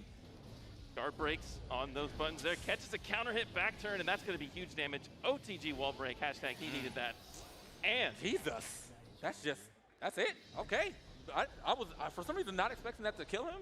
But nah, he was gone. That was a lot of health that was taken with that super. So it was the counter hit starter. Doesn't prorate the combo. Makes for a huge amount of damage on the overdrive, and that's going to be, I think, the names are still confusing me, but I think that was Razo, with the Leo, looking ever so dominant. And just as you called, it was actually Faust was not able to really get started. Item throw and mix. It's hard to keep Leo off of you with no defensive options. Your fastest button is 6 frames. You don't really have great close-range buttons to deal with the pressure from Leo, so that's just a kind of a bullying matchup. You really have to have your defense on point if you want to fight back. It's just unfortunate too, because like, I mean, again, like with the way that this game is, like, it benefits you for like going in. It's kind of hard for us to like want to go in all the time, especially against someone who can like flip any pressure around super quickly, and that's what Leo does. If Leo gets like one hit, like you are now, and you have to block anything, like you're going to be stuck in block for a bit, or you're going to be getting mixed. While False, again, he's a character that needs to sit back a little bit and try to get things going for him. But here's some replays for you guys so you can see the action just in case you just walked in. You know, that was such a smart dash through those meteors there. Also, would have clipped him, and he went into the back turn pillar to avoid the meteors. And here he actually picks up the Stampede and is going to use the combo ender to get a little bit more damage there on back turn. All right. Yeah, that was actually a really good, that was almost a really good round ender right there, but just not enough damage actually to finish it off. And a good clutch here as well, coming in from Razo. Doing it with the Afro in style. I actually was in a conversation at the LAN area where people, they didn't actually have matchup experience versus Faust, and they were like, hey, I don't want to sound like a noob or anything, but what does the Afro do? I heard that question. The Afro increases the upwards hitbox to make it so the instant overheads are possible on smaller characters, as well as an ignitable surface for his jump dust to make safer block strings when the hit explosion hits you out of that. So Faust is a really interesting character, and unfortunately, he is not the greatest in this game. He's had his heyday in many previous Guilty Gears in the past, but hey, sometimes you gotta take a back seat, take your turn. Yeah, man, and obviously, you know, if the devs are looking at this, like looking at, I guess, the play rates and like win rates, they'll probably do a little something with Faust soon. Okay, well, I'm gonna counter that argument because they saw Leo, right, and they were like, hey, you know what this character needs? This character needs more mixed options. You know what? That's fair. They need to be able to jump cancel 2K on back turn. They need to be able to make a safe overhead on back turn as well. What is it, like 15 frame overhead or something like that? Very hard to react to, but this character is wild, and he's sometimes they just like to double down on the chaos. Everybody's reading over the patch notes, like turn the page. All right, soul nerfs. Kai got some nice stuff, and then they get to Leo, and they're like, all right, great, time to read the nerfs, and they look in there, that's like, what? So no nerfs? Like, yeah. So just not gonna help me out at all. We're moving on to our next game though, and I see that we have Millia Rage up here versus Kai Kiss. So I believe this is actually going to be K-Brad going up against Shu. If I see on the are you confirming on the stage there for me? I was just looking to see if I could see K-Brad up there, but I don't. So currently see him. According to the bracket, I see the Millia on screen. He was using Millia in pools, so I'm going with that. So I'm kind of wondering if we'll get to see that. Just confirmation. It's kind of hard to see on the backstage there, but if this is what I see, it looks like Millia versus Ramlethal. Millia also got some nice buffs. Ramlethal also got some kind of buff nerfs. It really depends on the character. It's faster sword throw, a little bit easier combo potential in the mid screen. While Millia, S-Disc is a little bit better at poking. The Lust Shaker is now a true block string to help drain tension gauge, as well as some other nice air-to-air conversions. So it's going to be interesting. Millia is one of those characters that really works. I wouldn't say, okay, so this character is definitely playing an anime game, and it might be one of the only characters that could have the consistent mix-up that you normally would see in a Guilty Gear title, and she's very true to that. So setting up H-Disc on knockdown, on sweep, or throw could lead to a lot of combo potential. You have overhead, you have double overhead, you have empty low, you have empty low throw. There's a lot of different mix-up potentials coming into that character. The immediate dive kick close to the ground, so you can get back down to the ground and do some, do some like high-low mix-ups like that as well. Like, she definitely has some pretty good stuff. I remember like when I first started playing this game. On the other side of things for Ramlethal, I thought from like this is the first like Guilty Gear that I actually like really put a lot of time into. And so like for my first thought process, I was like, man, I hate playing against Axel. But really, after like 3 more days, it was Ramlethal that I hated playing against more than anybody else in this game, man. Well, but I played Giovanna, so I feel like that's just, it could be a little rare. Thankfully, they tuned down the jump H to not be so insane, because that was just a wiggity wootral. I control the neutral button. Yep. Because you just throw it out there, low jump or IAD H, and you get to just win. So thankfully, they tuned down the somewhat brainless neutral. But the character is still strong from that range, and they can use their conversions. But the corner pressure is really where Ramlethal shines, using both of her swords and the explosions to keep you in the corner. It's really scary. If you hit a button, you're going to get counter hit with one of those long swings. The strike throw then becomes a problem in the corner as well, and you can pretty much wall break on any conversion off of the explosion. Yeah. So another thing I was wondering about, like since you've been keeping super for this, has Soul been touched in a way that matters? Yes and no. It's his far slash made. They made some improvements so that if you FD it, you actually get the pushback and you're not so oppressed all the time. But they actually did kind of buff him in some ways. I think they made his 2S a little better, and they made it so that Wild Throw can actually be Roman canceled, so you can get conversions off of that. I don't particularly know if he needed that, but hey, they're taking away power from some things and giving it to others. Also, Bandit Revolver is no longer like you're not really close to them after landing. It spaces you out just a little bit more to not make it so wild. So they tuned some stuff. I think they were going to mention doing another patch a couple of months from now, and they're working on it. But I really think Leo players are dancing a parade after this one. All right. So yeah, I think we're just getting everything set up again on the stage. We still see the Millie up there. We still see the Ramlethal, and still don't see our other competitor. So either maybe he forgot he had to play today. Who knows? But for almost 10K, for 10K, I wouldn't forget. Well, this should be the loser side of the bracket. So this is an elimination match. Winner actually is not qualified just yet. So this is supposed to be loser semis. So loser will go on to play the loser. I'm sorry, winner will go on to play the loser of the winter finals, which I think is going to be Daeun, and they will meet to determine the top 16. So we'll be pulling 2 players from each pool. So we have 8 pools, 2 players, 16. That math checks out. And then on the final day, which is Sunday, we'll be having all best of 5 for top 16, I believe. So we are waiting for the players just to get ready, guys. I know you want to get into this. I want to get into this. I'm seeing a little bit of movement over there from both sides, but I can talk more patch notes if you really want to go into the intricacies here. I'm actually seeing a lot of the land players. I've seen Potemkin. I've seen a lot of Mei. I've seen a lot of Leo. I was really surprised to see the Faust make it that far. I'm seeing currently a lot of Giovanna as well. I'm sure you know that character. I didn't see any gold loot. It's actually to mention, so Jacko was released about a week ago. Jacko is not legal for this tournament. So even it's not enough time, we decided that it would just be best to ban them. So unfortunately, we will not see Jacko, but we're going to throw it to a quick break while we resolve the audio issues. I think they're trying to get the headsets for the players on stage. It's quite loud up there, so they really need to get that locked in. Apologies for the delay, but we're going to be back after this break with the next match.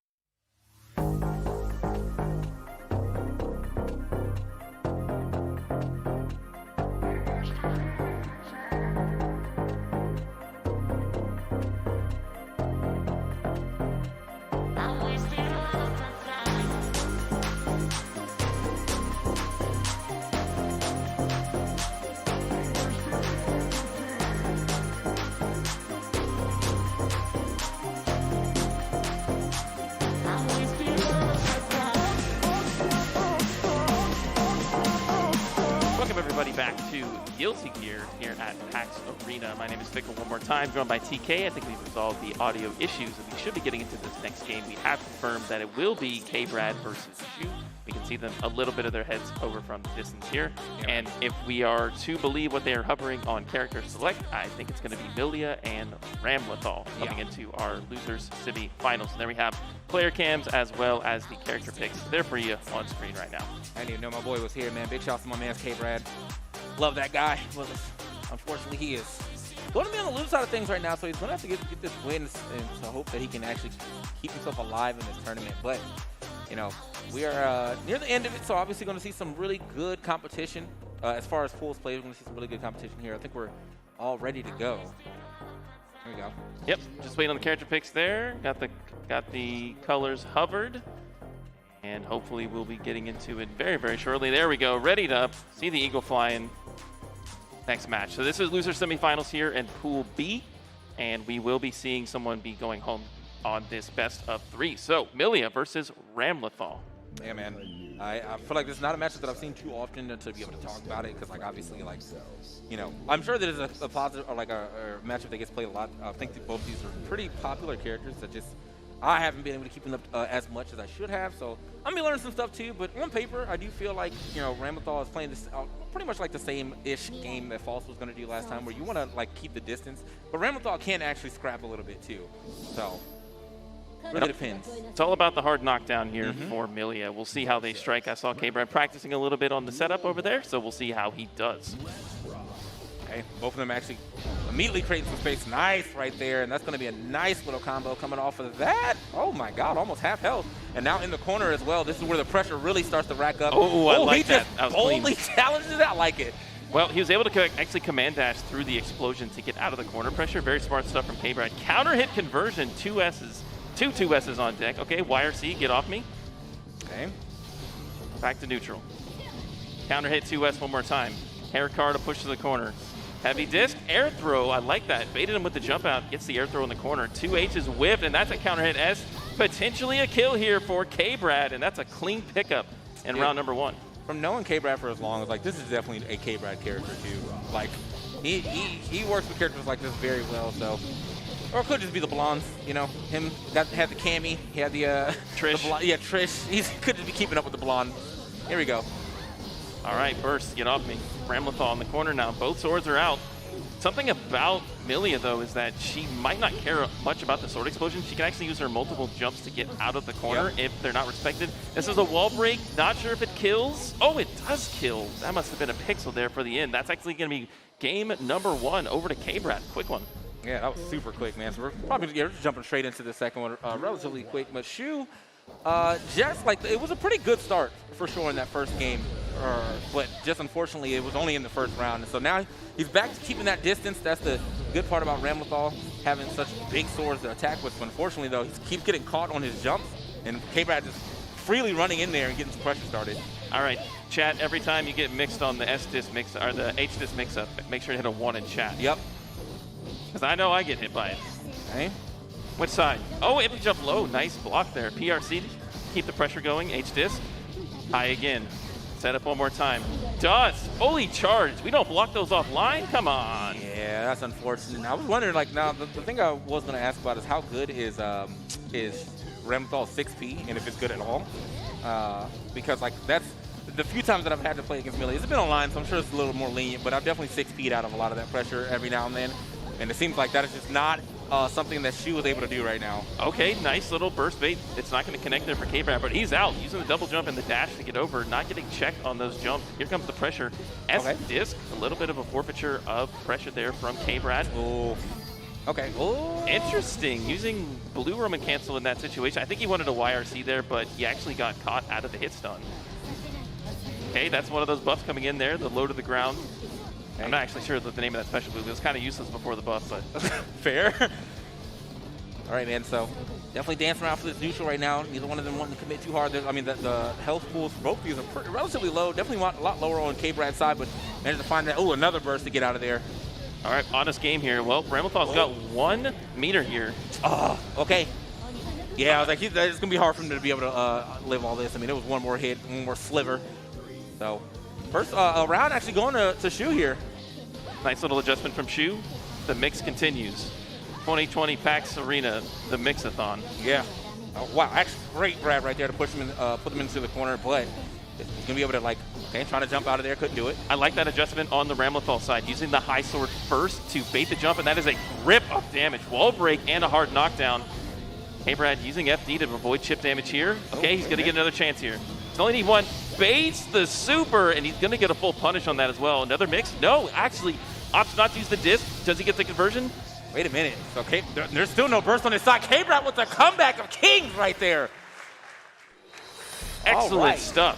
Kenneth Bradley, gentlemen. Yes. So yeah, now I was looking, the whole time I was looking at the top, I was like, I wonder if he's gonna get his burst in time, but no, K-Brad efficiently taking that, no time left, and no burst being completed there on the side of Shu for him to be able to try to burst out any of his combos. So K-Brad gonna be moving on into losers finals here against Daeun.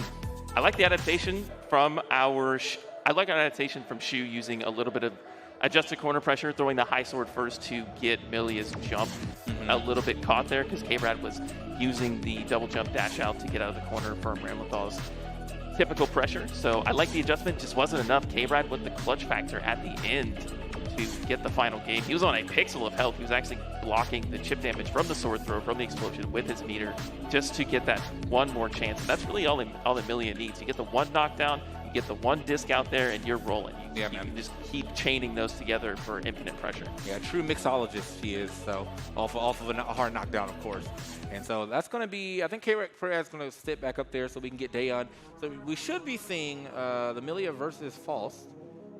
This is another matchup that I feel like could be a little hard for False though, because you need space, and Milia does not do that. Once you're gonna she can knock you down from full screen if you're not paying attention, and then on top of that, can just use that to get even closer. And then after that, it's just like, all right, man, if I get one knockdown, you're still gonna have a hard time. Looks like that's not what we're doing here. Oh, that is what we're doing. Okay, yeah. So we are looking at a potential Faust versus Milia here. So this is losers finals. Winner goes on to be in top 16 on Sunday. So this is vying for a spot in our top 16 for the finals. We already saw both these competitors up there. K-Brad up one more time, going up against, I believe, Daeun. Yeah, it should be Daeun, because I'm pretty sure Raza won. Oh, wait a minute. Yep, there's the Faust. Okay. Yeah. We're seeing it hovered on the screen there, just waiting for the admin call to join in. And I'm already loving the action we got so far. I like the character for K-Brad. It seems like a very K-Brad character. Fast, lots of mix potential, using a lot of air mobility, plus they're blonde. It checks all the boxes. Yeah. I feel like I'm looking into the list of characters we have, and that's pretty much it. I mean, unless he decides to play Ramlethal too. She's kind of blonde. Kind of. Here we go. Go ahead and get into it though, as we get the buttons configured real quick. Get to our next match, or our last match of this pool at the very least. But talking about a little bit of the Faust changes, he was a notoriously bad character in the first build of the game. He got some buffs, like his drill was changed a little bit, but I don't think it was quite enough. The drill in previous games was a very good instant overhead option, plus it was safe. And in this game, it's not. It's really easy to punish as well as interrupt, and you typically use I think it's called love, the bag throw, colloquially, and counter that to be able to continue your pressure. But it's a really hard day for Faust in the world of Field Gear. All right, man. See what he can do now. All right, losers finals. Another best of 3 between K-Brad as well as Daeun. Faust versus Milia. Let's get it. All right. So yeah, man, as I said, Faust, not to say that I don't think any character in this game is unusable. So when we say low tier, it's just in scope of this game. There's been better versions of him in older years, but it's just with the way that this one is working, and just in general, how many people I feel like can rush him down. It's almost like the character pool is his biggest proponent of not being great, more so than him just not being good. All right, what's the first move here? Oh, wow, that wouldn't hit right there. What a counter hit on that one. Nice air to air. Okay, uses the burst to keep the corner here. Okay, jumping scalpel. Nice, keep the pressure. FD from K-Brad. K-Brad's out, using actually the capel to get out. And slips on a banana, unfortunately, but that's not really going to mean much for K-Brad. This should be... mixed potential. Uses the IB. I like the idea for the mix that he's going for. He's definitely going for a lot of... that was a left-right one. Went for another left-right. Both of those getting blocked. 100-pound weight saves the day for Faust. Okay. A minute. Nice interrupt. Standing jab just to get off me. Okay. Oh, yeah. He's going to want to collect that. Here comes the pressure. Yep. Free pressure from the Stampede. Nice. Using Amelia's many, many jumps and dashes just to stay off the ground and stay out of block stun. Keep this. This should be a conversion to a kill. That's going to use the super to do it here for K-Brad. First round. K-Brad is so good at catching people's jumps with that uppercut too, man. Like, it's like, you know, he's chilling on the ground. Obviously, you expect Amelia to be in the air a lot too, so I feel like that's a mix-up in herself, is her running in on you like that. He's gotten a lot of mileage out of just doing run-up slash and using the upper part of that hitbox to anti-air. Okay, bombs on the field. Don't think it'll be impactful. It's going to explode off screen. Mix, mix, mix. Keeping it safe. Backing up a little bit here. Again with the counter hit S. He's going to have to burst that. That would have been huge damage. Okay, Faust pressure. Standing K. You saw K-Brad most likely looking for another jump right there, but he's going to have to try to jump out the corner. Oh, nice. He was actually trying to use slash instant jump BRC to get kind of a fuzzy mix-up to potentially go high-low there. YRC, get off me. That was actually a really good block right there from DM, man. I definitely got hit. Like, okay. Drill confirm into mix. Afro's out. All right, so avoids the Afro. Actually off the field there. It's not really that impactful of an item, but it can be used for pressure. That's going to be a kill on the super for K-Brad one more time. An exact replication of how we saw Taken game 1. Yeah, no, he's got that confirmed down pat, but like again, like it's just, I think the way that he is able to get in here is nice. Right. Early burst. Well, use your burst often, they'll come back faster. That's what they say. But you don't have the burst to get out of these mix-up situations. That's going to be a corner care here, potentially a wall break. Okay, uses Bad Moon to keep the corner. Overhead, nice little throw. Still keeping the corner for Milia. You know, Milia doesn't really need the corner for her mix-up, but it's never a bad place to be. Yeah, no, in any fight, I don't think anybody ever doesn't want to put their opponent in the corner, but you know, she's good anywhere on the stage. Okay, super jump out. Okay, run up command throw. This is actually set play here. Okay, what's he? Afro's up to. No jump dust. Okay, there's the jump dust. Finally looking for it. Okay, conversion here. Ooh. This is going to wall break and kills with the mix. Nicely done there from Dayoon. A little bit of life coming out of our Faust. Gotta give it up to that. That was like one turnaround that he actually maximized profit for, you know? Like, there's one mistake right there from K-Brad, and he actually got the full game off, or the full round off of it. Here we go. Oh, that was so smart from K-Brad, using the throw to get out of the mini Faust hit. Very smart. Good knowledge of the item awareness there. Yeah. Afro's coming down. Yep, gonna have to slap that one on, but it seems like it does not matter. He's got the corner pressure all the way up. That's gonna be the wall, and this might be it. I gotta look at that. And I don't think it'll kill. Hard knockdown here. This is fantastic for Millie. Just a pixel here. Gonna have to FD the mix up. Oh, just instant Bad Mood overhead. Never gonna block that from that close. Round 2 coming to K-Brad. All right. Yeah, round 2 looking good. I mean, that was actually a really good turnaround there from K-Brad. Again, though, like he was pretty much in control of that first game, outside of being on the side. But okay, good break or good Romeo cancel right there to go ahead and get out of that. Checking the dash with the K there. Bombs on the field. K puts the bomb behind him. K-Brad's gonna jump forward. Anvil into bomb. Drill is kept safe from the explosion of the bomb. Okay. Oh, Scarecrow into instant PRC command throw. Afro's on. Jump dust. It's on fire. Nice instant overhead there. Fantastic set play from Dayoon, using the advanced hitbox, or the increased upwards hitbox of the Afro to get that instant overhead K to make the pressure. That was fantastic. All right, man. So into game 3 here, man. This is to get out. This is to keep themselves alive in this bracket. Get a chance to play tomorrow as well. So K-Brad now look, ooh, little mix right there, but now pushing himself into the corner. Game number 3 here. Okay, run up command throw. He's been 3 for 3 on these command throws. Afro gets put on afterwards. Okay, a little bit of strike throw here. Put him in block stun. Command throw again. K-Brad's not respecting the mix-up. Okay, again, he's using the Afro, jump dust, and then instant overhead. Faust is looking so much more comfortable after game number 3. Yeah. Okay, K-Brad definitely struggling right there, man, with this reach that Faust has as well, man. It's just like, not only is it the mix and the items you have to deal with, but Faust definitely has a lot of reach as well. So, gotta try to get back in there and really figure out what's going on. When he put himself into the corner, unfortunately, that's gonna be some big damage right there, right at the beginning. The set play is up. Okay, looking for a jump dust here, potentially. Set the Afro on fire. Faust reads that, does the air to air. Here comes Mini Faust. He hasn't been activated yet. Mini Faust is still not activated. He's still walking around back there. Man, this is looking rough right there. And this is not a single hit so far from K-Brad. This could be a perfect.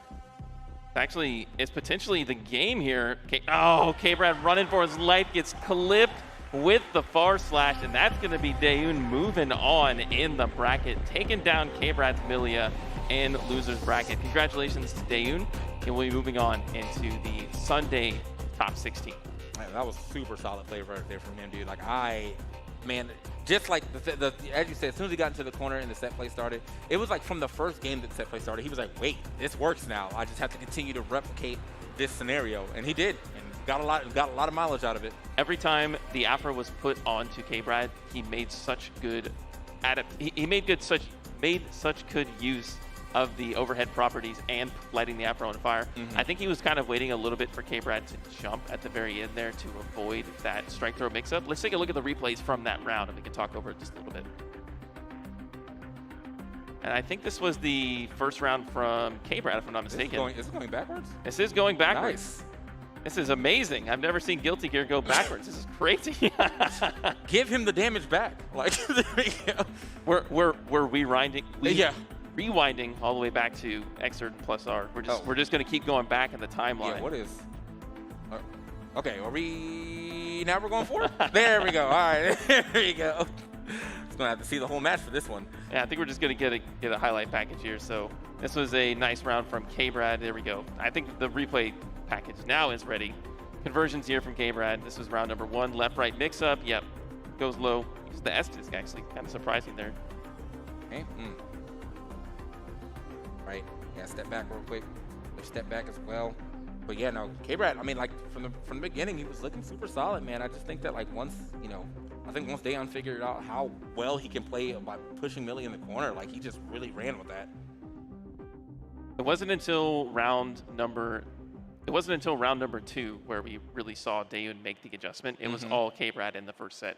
He was doing run-up S as an anti-air. He had every H-disc mix-up on point, and so here we see actually the overhead mix. So this is going to be a potential, like a jump dust here from Faust to light it on fire, and so when the Afro does light on fire, it's a delayed explosion until it triggers, kind of like how Ramlethal throws a sword and then it explodes just a little bit later. Of course, Faust has to work much harder to get that into play, but it is one of his strong points to have the Afro. Yeah, and so I mean, like, again, you saw that in with the instant overhead right there from K-Brad, but yeah, it was down to this last game on the second game, or this last round of the second game, where it's just like, man, this is where Faust really started to take off. And so yeah, by the time we got to the third game, man, it was all Faust. It was all Dayon. So you saw this a lot in the set where he does run up command throw, and when you have the Afro on, right, you're thinking the overhead's coming, and then you layer that on top with a block string, and then run up command throw again, because you're just waiting for the jump dust. But that was just a really good set play there from Dayoon. Corner pressure aplenty here. Yep, run up command throw one more time. He's actually going to wait for K-Brad to jump and anti-air him. Well, we didn't actually get to see it there, but I have to say though, also, like, I feel like he stopped jumping nearly as much. Like, I think after, like, he was found he kept getting hit by like just running slash. He was like, all right, or running close slash. He's like, all right, let me stop jumping as much. And any time that he actually did jump, he did like the immediate dive kick as well. So he was like, he wasn't ever in the air for too long, not allowing K-Brad to go for the run up close slash. And also, like, I think he was catching his dashes in anyway. Like, the end of the last game, or the second to last game, K-Brad was running in, and he just chopped the legs. Got him out of there. Well, we have qualified a Leo and a Faust into top 16. We're going to move on into the next pool, which will be Pool C, but we will be doing that right after this break. Don't go anywhere.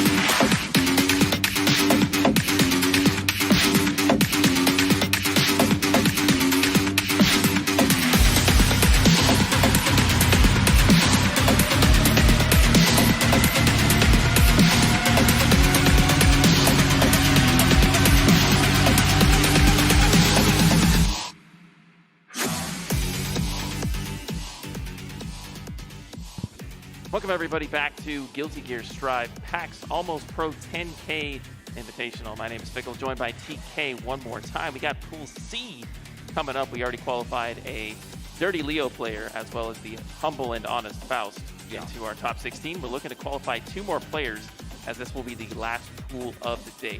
The majority of the action will be going on tomorrow as well as Sunday, so if you are wanting more Guilty Gear action, make sure to tune into this channel tomorrow or at this stage and come back because we're going to be running way more matches to come.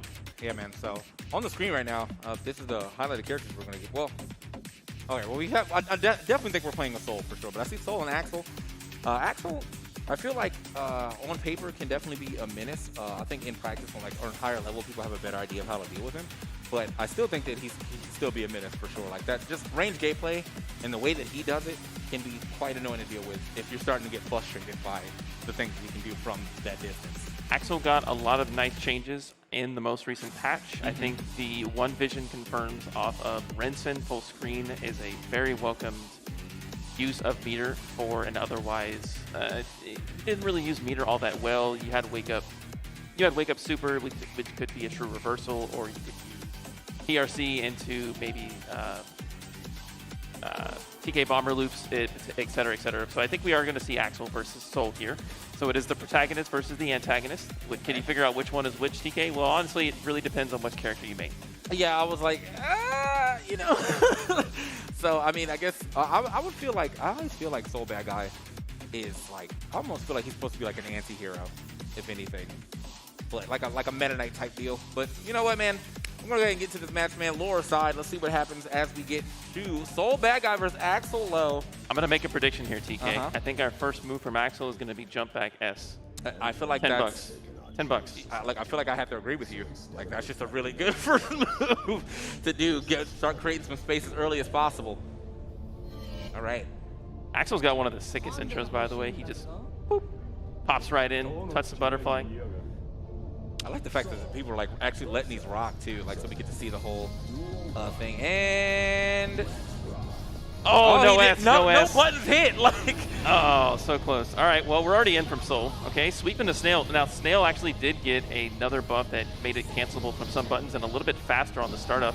That was a really good backdash on the Mantis as well from Soul, just to keep it honest. Okay, walk up. What a burst bait. Like that. He walked up and was like, I'm actually not hitting anything. Unfortunately, wasn't able to do much off of that burst bait, though. And now it's still right back into the realm of having to chase down Axel. But Axel in the corner, though, not where you want to be, especially not against Soul Bad Guy. Ooh, wait a minute. All right, good burst through there. That's some good damage, at least to get back into the lead. But, oh, no, the immediate backing up right there. Going to allow that damage to come through, or that space to come through. Yeah, keep that slide off me. Okay, PRC. Oh, catches it with the Bandit. That was a nice play there. A lot of meter on the side of Axel. Yep, that's going to be a YRC. That's plus 10 in there. Ooh, S uppercut. Nothing doing there, and that's going to be Revolver to finish it from the top ropes. Nice play there from Soul. Yeah, Revolver using it from the top ropes there. I don't recall if it's Revolver or Bringer, but the one in the air, it's a little bit angled to get over some of Axel's more annoying buttons. So it's a good approach tool for Soul in this matchup. I think anything like that, like when you're playing against a ranged character, anything that's going to be a moving forward hitbox as fast as that one is going to be great. Back into the corner for Axel Low. Mira doing such a great job right here, putting the pressure on. Oh, that's going to be the burst. Get out of here. Interesting use for the fully charged Dust in the corner there. Potentially had a combo route to make it burst safe, but he did not let him get that off. Okay. Whirly twirly ender from the Rinsen. Jump back S. Axel's playing a nice game here, okay? Use that meter, get Toll off me. You do want to FD those far slashes now to make it a little less. Okay, that's going to be a kill. Oh, no, he drops it. The closest confirm in the 2H drops. PRC, uppercut trades. Okay, I was like, I wonder what they're gonna do here to go ahead and keep this going. But Mira tries to go forward for the uppercut, and it just unfortunately trades. But still, though, so surprised that she even got a chance to live that longer, like with the bait of that burst. That should have been an instant game right there, but well, sometimes in the live environment you drop those which you normally wouldn't. But yeah. Here comes the Soul Show in the corner. Okay. I think it's like, you know, sometimes when something is too free, you're like, there's no way it's that free, you know? So end up messing up yourself there, but using a little bit of 2P to body out Soul. Interesting. Okay, fast Fast RC to get the non-prorated damage there. No wall break. That's actually probably better, to be completely honest, to go ahead and keep the corner pressure going. I like that. I like that extension. So Mira really popping off on that one. Okay. Yeah, fantastic showing there from the Soul. That was the same combo they hit in the previous match, and they didn't break the wall there. I wonder if it was intentional to keep the corner, although I think the wall break probably could have killed if they built the meter to do the super. But we'll never know. Game number 2 in this best of 3. Fafnir, plus frames, hold these, counter hit. Okay, you got to burst that. You might have been dead. I've seen a lot of combo videos. From over there, yeah, that could have been imminent doom. Good throw right here to try to get a little more space, and now moving out the corner. Not the second one, though, unfortunately. Oh, we wilding out here with the combo rounds. Okay, counter hit, bar slash. Yep, gonna bait the throw, nice. Just a little bit of walk that there. Don't jump on me in the corner. Bar slash again. Bar slash, hold this. It's too good. Hold the gut. It's just too good. Even with the FD, you can still do it again if you don't challenge. You really have to FD and then potentially 6P or jump out of it to get out of the pressure. Fafnir one more time. Plus frames and guard break. Gunflame. Bar slash. It's the pressure that, like the way that Mira is putting on this pressure. This is a showcase of why Axel is not, like you need to keep this space, because when you don't have it, you're stuck in the corner like this. Look at Soul just straight, oh, this could be good though. This could be good. Full screen for Axel there. Not running away, just keeping the space. Okay, wait a minute. Okay, Rinsen, finish. Trying to keep Soul out. It's like an approaching wall to try to keep it away. Okay, jump, throw, that's gonna do it. Using... All right. That was so clean, though. That was so clean. The Roman cancel out of that for the air grab. Let's go. It's a very common thing to do, using the full screen and then using Roman cancel to either bait a button or potentially get the air throw. And it's kind of an untechable air throw because the block for jump frames are preventing you from teching the throw. Yeah. So lots of people will match tech on that, and then the layer comes in that, oh, you can jump and hit a button on the counter hit conversion. So there's lots of tech coming in with that Roman cancel from the side. Soul is particularly gifted because he has that full screen advancement to be able to utilize that. Him, Potemkin, Nagoriyuki can do similar things. It's just, if you see they have a meter, you better bet they're going to go full screen and try to PRC. Yeah. It's very, very common. Let's take a look at those replays from the last round. Definitely got to give it up to Mira, though, for sure. Going to be qualified and getting out of there, but yeah, these replays, man, definitely. I mean, like, it felt like at the start that Axel, or aka Goon, was doing a really good job of, like, actually keeping the space that Axel needs. But once Mira, like, really, like, figured out, all right, this is my time to get in, anytime she got in, she never left. I actually saw an IB on the up-ender of Rinsen. That was really cool to keep Soul not close to Axel, because if you get hit with the up-ender, you actually are an advantage for Axel. Really, really close. Yep. Yeah, so that was a good bait right there, and it almost actually cost the game to the fact that he did not, finish it, but luckily the trade was going to get him the round. But Mira, right back on the offense for the rest of this. For the rest of this is pretty much what it looks like. Almost all the highlights will probably look like corner play. Oh, man. It's really, really good pressure from Soul all around, even with the quote-unquote nerfs to bar slash. Just making the best of what this character can do, and this character has a lot of options. Invincible reversal, as well as a rip up damage. Just amazing performance. Oh, he's hyped. That's the Mira fan club right there. Yeah, man. All right. Oh, with that being said, that means that that Goon will be moving down, and we'll see what happens between trying to keep Soul Ray like and an approaching wall to try to keep it away. Okay, jump, throw, that's going to do it. Next matchup we have is going to be, as TK mentioned, it's going to be Ray and Hippo Password. We currently don't have a hover yet. I think they're going back to character select. There's the Mira Hype Squad celebrating the win into top 16, so we will be seeing... Oh, is that Obsidian? The stick of choice. Love it.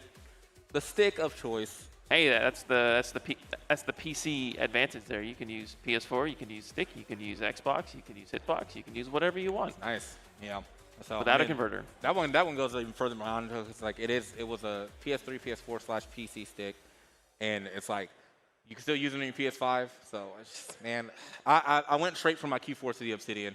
And I've like never looked back on those sticks, man. I love those sticks. I've actually been playing pad for about 15 years. Okay. And I recently purchased a Hitbox. And going from using only your thumbs to using your fingers like that, I know this is very like This is a very, I guess, first world problem, but I have stupid fingers when it comes to doing that because I just do not have I don't have the motion control using my hands like that. I really have to adapt to using it. And some characters, because I play a lot of Gold Lewis as well, and that character is really complicated on hitbox. My tiny brain cannot comprehend it, some of the motions, but it's much easier to play on pad. But if I ever want to play Potemkin, switch over to my hitbox because it makes Kara inputs a little bit easier. I would say much easier. Kara Garuda, Kara Potbuster. You can even get Kara Flick, Kara Slidehead. That character is just Kara the character. So it looks like we're going to potentially see, if we are looking at the hovers, it's going to be May and Ramlethal. So another Ramlethal on stage. First May showing up.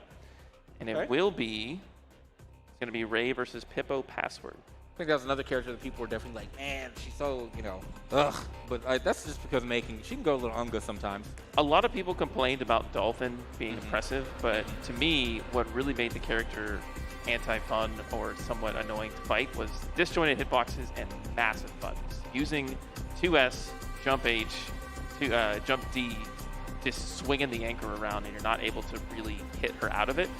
She actually got a little bit of adjustments to those hitboxes on those particular moves, but she did get some buffs. You can actually convert off of your command throw mid-screen now, which is, I don't know why she needed that, but I guess they decided she needed that. So you can actually, I think it's command throw 2S Dolphin, and it's a true combo. Get a little bit of corner carry.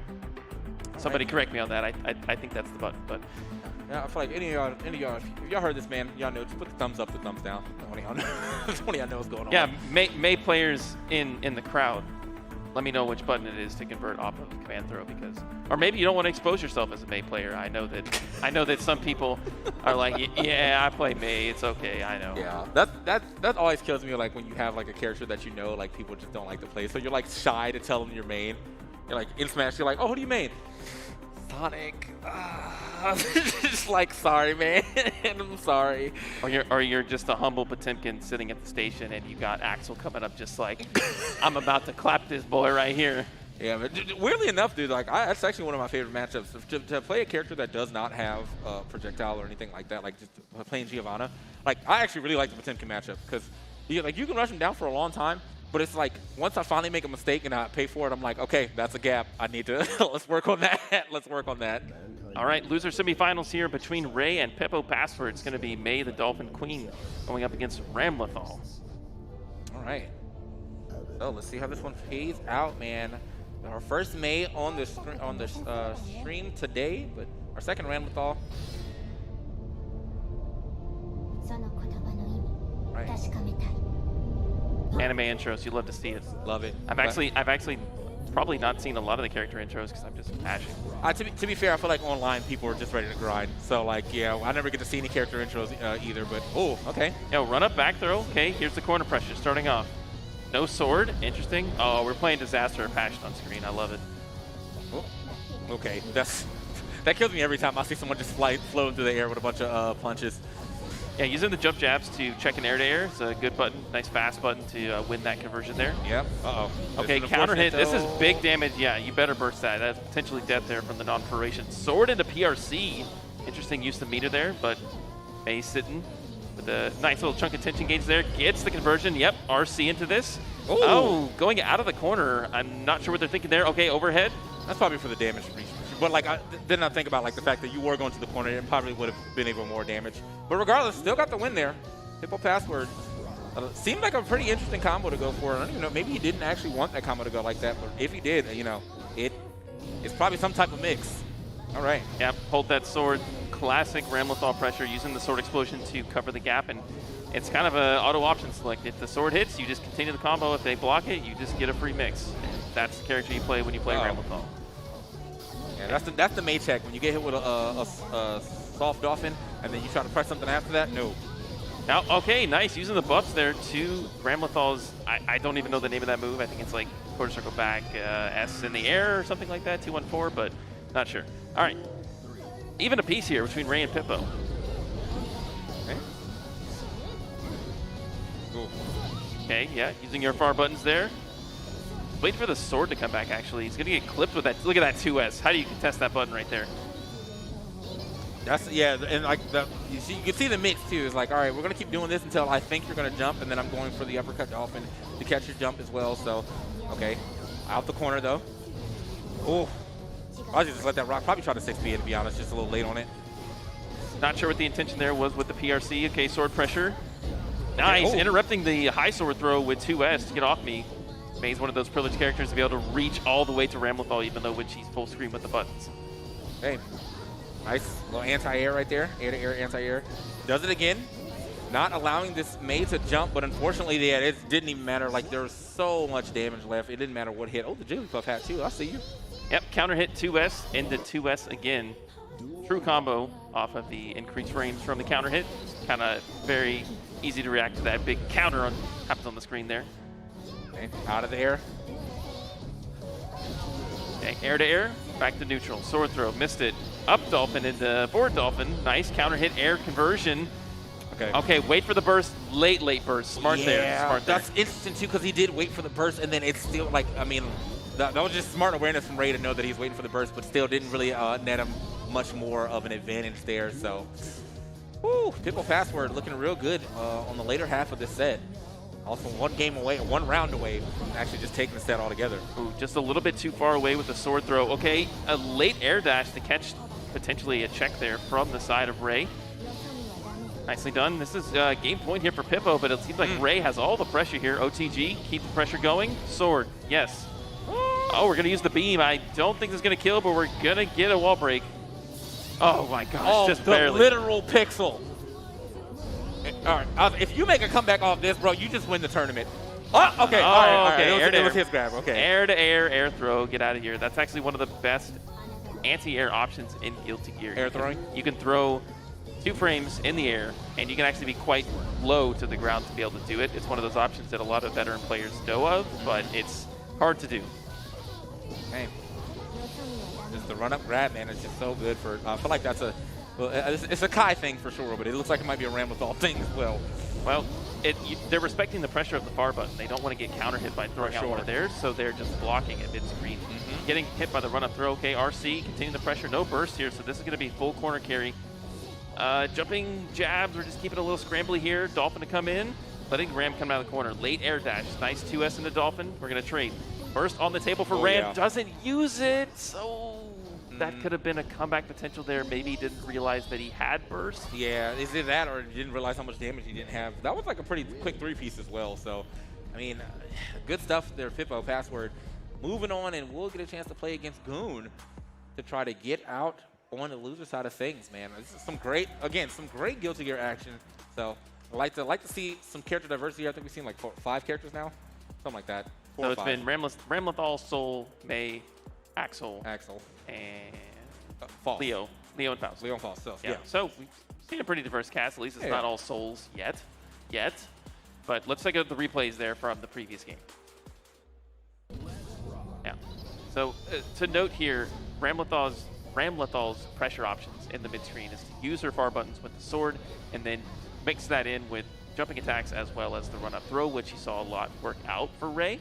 And May's pressure options is using her gigantic buttons to be able to counter poke Ram's buttons. It's kind of an interesting matchup because you can actually stand at a range where, you know, May can actually trade with some of Ramlethal's swords with the disjointed hitbox, and it's a very tight spacing, but it can work.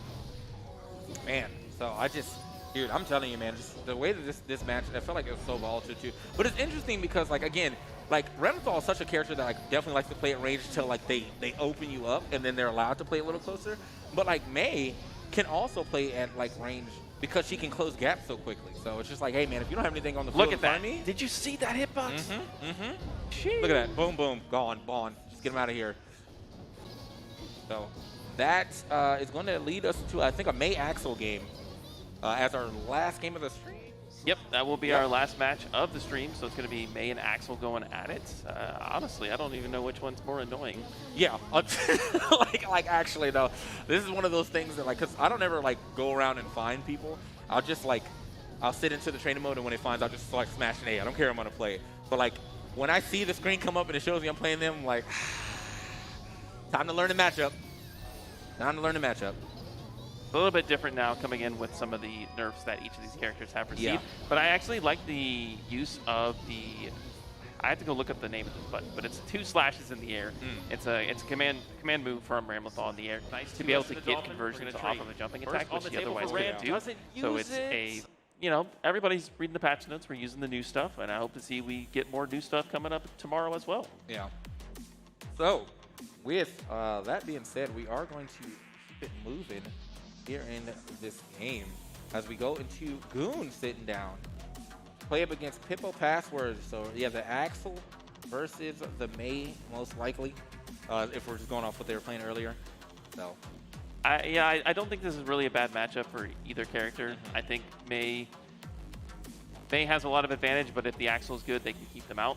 Mei can't really contest a lot of the long-range buttons, but her jumping attacks are very hard to anti-air, especially jump D, using the straight-down anchor to get above Axel if you have that space. But we will have to see how they play it. And this is our last match of the day here at PAX Arena Almost Pro. Remember, we will be having more matches tomorrow, so if you're enjoying the action or the stream, come back here. We'll be having our wonderful staff of commentators. We got Yipes, we got Kizzy, we got Saint, and then we also have, there's one more. I'll think of it in a second. Yeah, you'll get it. So, yeah, man, this, hold on now. Well, that's probably the Ram from last game. I was going to say, hold on now, still see a Ram here. So this, as you said though, this matchup, like, I feel like on both sides it can be annoying. Just depends on the positioning of the stage. So we'll be getting into it very soon, man. Like, and this is to qualify. So already right now, Mira, she qualified on the top side of things with some great soul play. But now we're gonna go ahead and see if Goon can get out on the loser side of things, or will Pippo Password be making a loser's run, kind of, a little bit. I love how we have the small collection of the locals here to cheer on their favorite person. By the way, it's Romanova. I'm sorry, I didn't want to throw any shade because I forgot one person. Yeah. Sorry about that, but man, yes, all the homies are gonna be here. Sucks, I'm leaving tomorrow now, man. But you know, it is what it is. With that being said, though, I saw the shirt as well from Goon. Big shouts to Combo Breaker, man, one of the staples of fighting game tournaments. But also big shouts to Rick. Love that guy. Hope that we get a Combo Breaker, offline soon. Seeing that things are starting to slowly ease their way back in. And big shout outs to PAX as well for providing the PCs for our FGC, which is, there's a huge debate about whether this is possible. We are showing that it is, although it takes a very dedicated team and there are challenges along the road, but it is possible. There you go. So Axel in there vibing. Get up next to Mei, the Relentless Girl. So. All right, here we go. Axel versus Mei. Final match here at the Almost Pro 10K Open for Guilty Gear Strive. What a name, too, the Relentless Girl. Like, I mean, it's very factual. Like, once the pressure is up, man. You're going to be dealing with those dolphins forever. All right. Man, Axel has such a sick intro. I know I already said this, but it's wonderful. He's got different types of it, too, so that's dope. Meanwhile.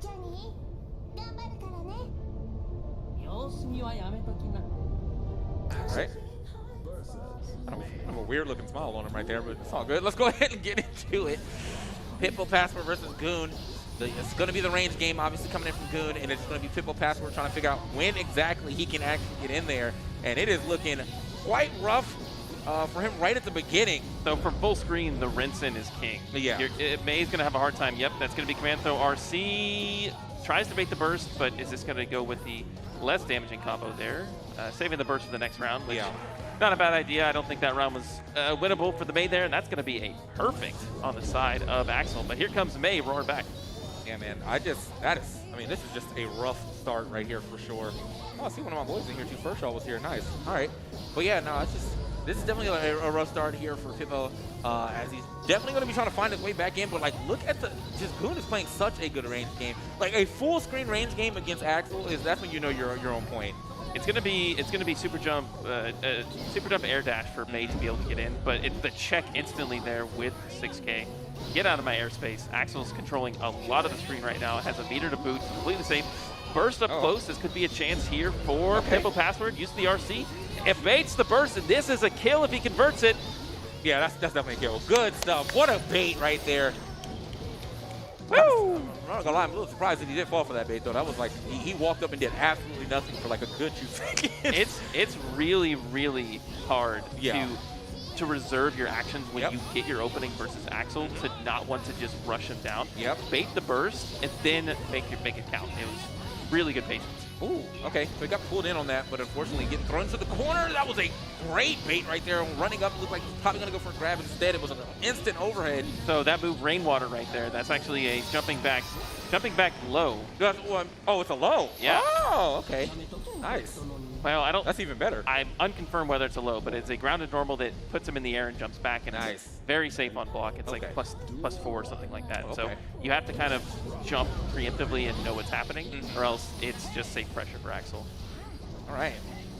So that first game going to Axel pretty easily. There was a good round in there, obviously from Pippo, but yeah, it was. I mean, the way of getting back in there just seems so rough. Getting pulled in on that. That's a bit of a knowledge there, because when they're doing the twirl ender, your answer is actually to jump over it, because the hitbox does not exist over the sickle. So your answer to that is actually jump air dash, and I don't think that Pippo knows that. Yeah, he definitely just kind of held dash and just let it rock. But this is that long combo that May is able to do big damage here through the wall as well. Okay. Oh, that was nice. I feel like it was like actually probably wanted to hit shield, but because he was in the air, it just ended up being a cross up. Using the Totsugeki just to make the advancement, just so happened to be a cross under, and he's going to reap the rewards by hit close S. Yeah. Hey. Yep, there's those jumping buttons for May coming into advantage here. There we go. Yeah, watch yourself. You got to watch. Oh, man, now you're just pushing the advantage forward. May. Look at that hitbox, man. Oh. Every time. Relentless with it. There it is. Boom. Yep. Charged up overhead is the finisher. Not a hard knockdown, so Axel can escape here. He's got a meter to work with. If May potentially gets in, could YRC. I think you're definitely correct in the fact that he is not jumping over that. And that's going to be was that command throw? Yeah. Man. So, what adjustments here? Interesting enough, I feel like there hasn't really been much to change except for the fact that I think that he just hasn't been playing as good of a keep-out game that he did in that first one. I think May learned that her game is going to be jumping in. Yes. And until Axel makes you respect jumping in, you're going to keep doing it, because that's where May lives and that's her buttermilk. Okay. Yep, full screen rinse and pop. Is the up ender. Yeah, that is plus right there, so you have to respect that. You want to IB that upward sickle in order to not get the pull in, but it's kind of hard to time, and you don't get the answer there. Oh, 6K conversion not found. Wow. Back all the way full screen again. Obviously going to look for the jump in. There it is one more time. Now, earlier, he actually just got a grab out of that, but now it looks like he's trying to mix it for the lows. Pressing buttons on the entry. Okay. So he actually FD'd the upwards ender for Rinsen and got a little bit less plus frames for Axel. So if you FD it, you land a little bit earlier, I believe, and it helps you. Oh, I was like, not a third grab. Like, not a third grab, because I definitely got grabbed that third time as well. The low. Check the legs real quick. Game and match point here for Goon. Okay, nice. I think he's definitely, he's going to be conditioning the jump in. Rinsen up ender. Bring me close. Air dash back H. Counter hit conversion. Do we convert those? No rinse and ender, but he's full screen once more. Axel's already built the meter. Potentially, if May gets in, he'll YRC or etc. Okay, counter hit Dolphin, no conversion. 2S again. Dolphin, get off me. Super quick out of there. I was going to say May finally got in, but it may be too little too late, and it is. Rinse and ender, 2 fingers. GG, full screen. That's excellent, buddy. So hard for May to deal with. Like, even that, obviously, yeah, I need to jump in, right? But then he was able to do the upswing, bring you in, have this frame advantage. Yeah, that seems very hard for May to deal with. So if you don't fight Axel a lot, it's hard to understand how to deal with the rinse and pop. You can actually dash out of the explosion. If your dash is fast enough, and I believe May can actually dolphin out of the last hit to get advantage forward. So you don't actually have to wait and block the rinse. It depends on when they pop, if they do late pop or early pop, but there are options to get out of it. But it's just something that requires you to slap the matchup. There's usually options. There's usually options to get it out of a lot of what look like guaranteed traps in this game. It's matchup knowledge though. It's matchup knowledge is usually like a risky option. Like, do I press a button here or not? But and if I do press a button here, will I end up getting hit for something else? But let's go ahead and check these replays real quick so we can see what happened in that last match.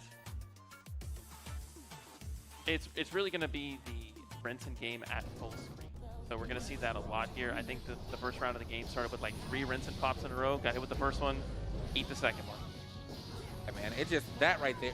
That was so nice. Winter Mantis is something that he didn't actually use a lot, mostly because you are super free to being counter hit. It puts you in a counter hit state, and with May's mobility in the air, you don't really want to risk it because if she jumps and dashes, you're getting blocked for like half your health.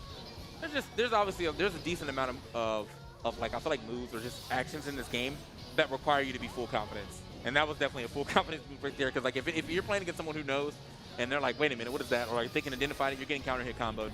So either way though, yeah, this was the burst bait right here. This is a good round for Pippo for sure. Really sick burst bait there from the May. There was a Totsugeki behind.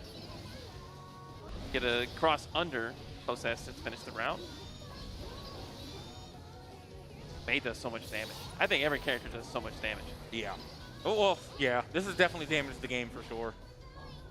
But yeah, that was a good, definite round ender for him right there. Unfortunately, was able to pull himself a game, but just not the set, as he was walled out again in that third game. And that was just, yeah, as I said, this was was looking very rough. And that's the mix too. It's either that low or most likely. And he went for earlier. He went for a grab himself, but no, he started just going for lows the entire time. Yep, there's the rinse and ender, and that will end the life of Pippo Password, and that will be Goon moving on into our top 16. Yeah, so good stuff to him, man. Like, I mean, obviously the thing about that being on the winner's final side of things, and then dropping, but still making him make it out. That's resilience for sure. So we are gonna see Mira and Goon, and then on the other side of things, Brazo and Daeyun. Already qualified a Leo, qualified a Soul, qualified a Faust, and qualified an Axel. All right. So already 4 different characters in top 16. Not bad diversity there. I really want to see somebody bring Gold Lewis to the table. We haven't really seen a lot of Gold Lewis, but potentially we'll see it tomorrow. But that's going to be it for us here on the desk. We know Alex has something to say on the stage. We're going to send it over to him. My name's Fickle. This is TK. We'll see you guys. All right, ladies and gentlemen, that is the first day of PAX Arena here at PAX West 2021. We've had, thank you. I'm sure that's not for me. That's for the idea that I'm going to stop talking soon. But we've had some upsets today, some great games. We've given away some money. We had one particularly bad handshake, and that's just 1/4 of the action. We'll be back tomorrow, same time, same place, for more of our Almost Pro 10K Open for Guilty Gear Strive. I also want to thank all of you out there who came here, enjoyed our chairs, watched our game. Everyone at home watching, thank you for sticking with us. I want to thank all of our sponsors like SteelSeries, ViewSonic, Fluid Gaming, and Razer. Thank our casters. Thank you, Fickle and TK. I want to thank EE. He also got out of here. Thank you. And thank you guys all again for being here. We'll see you tomorrow again at the same time, same place for more. Goodbye.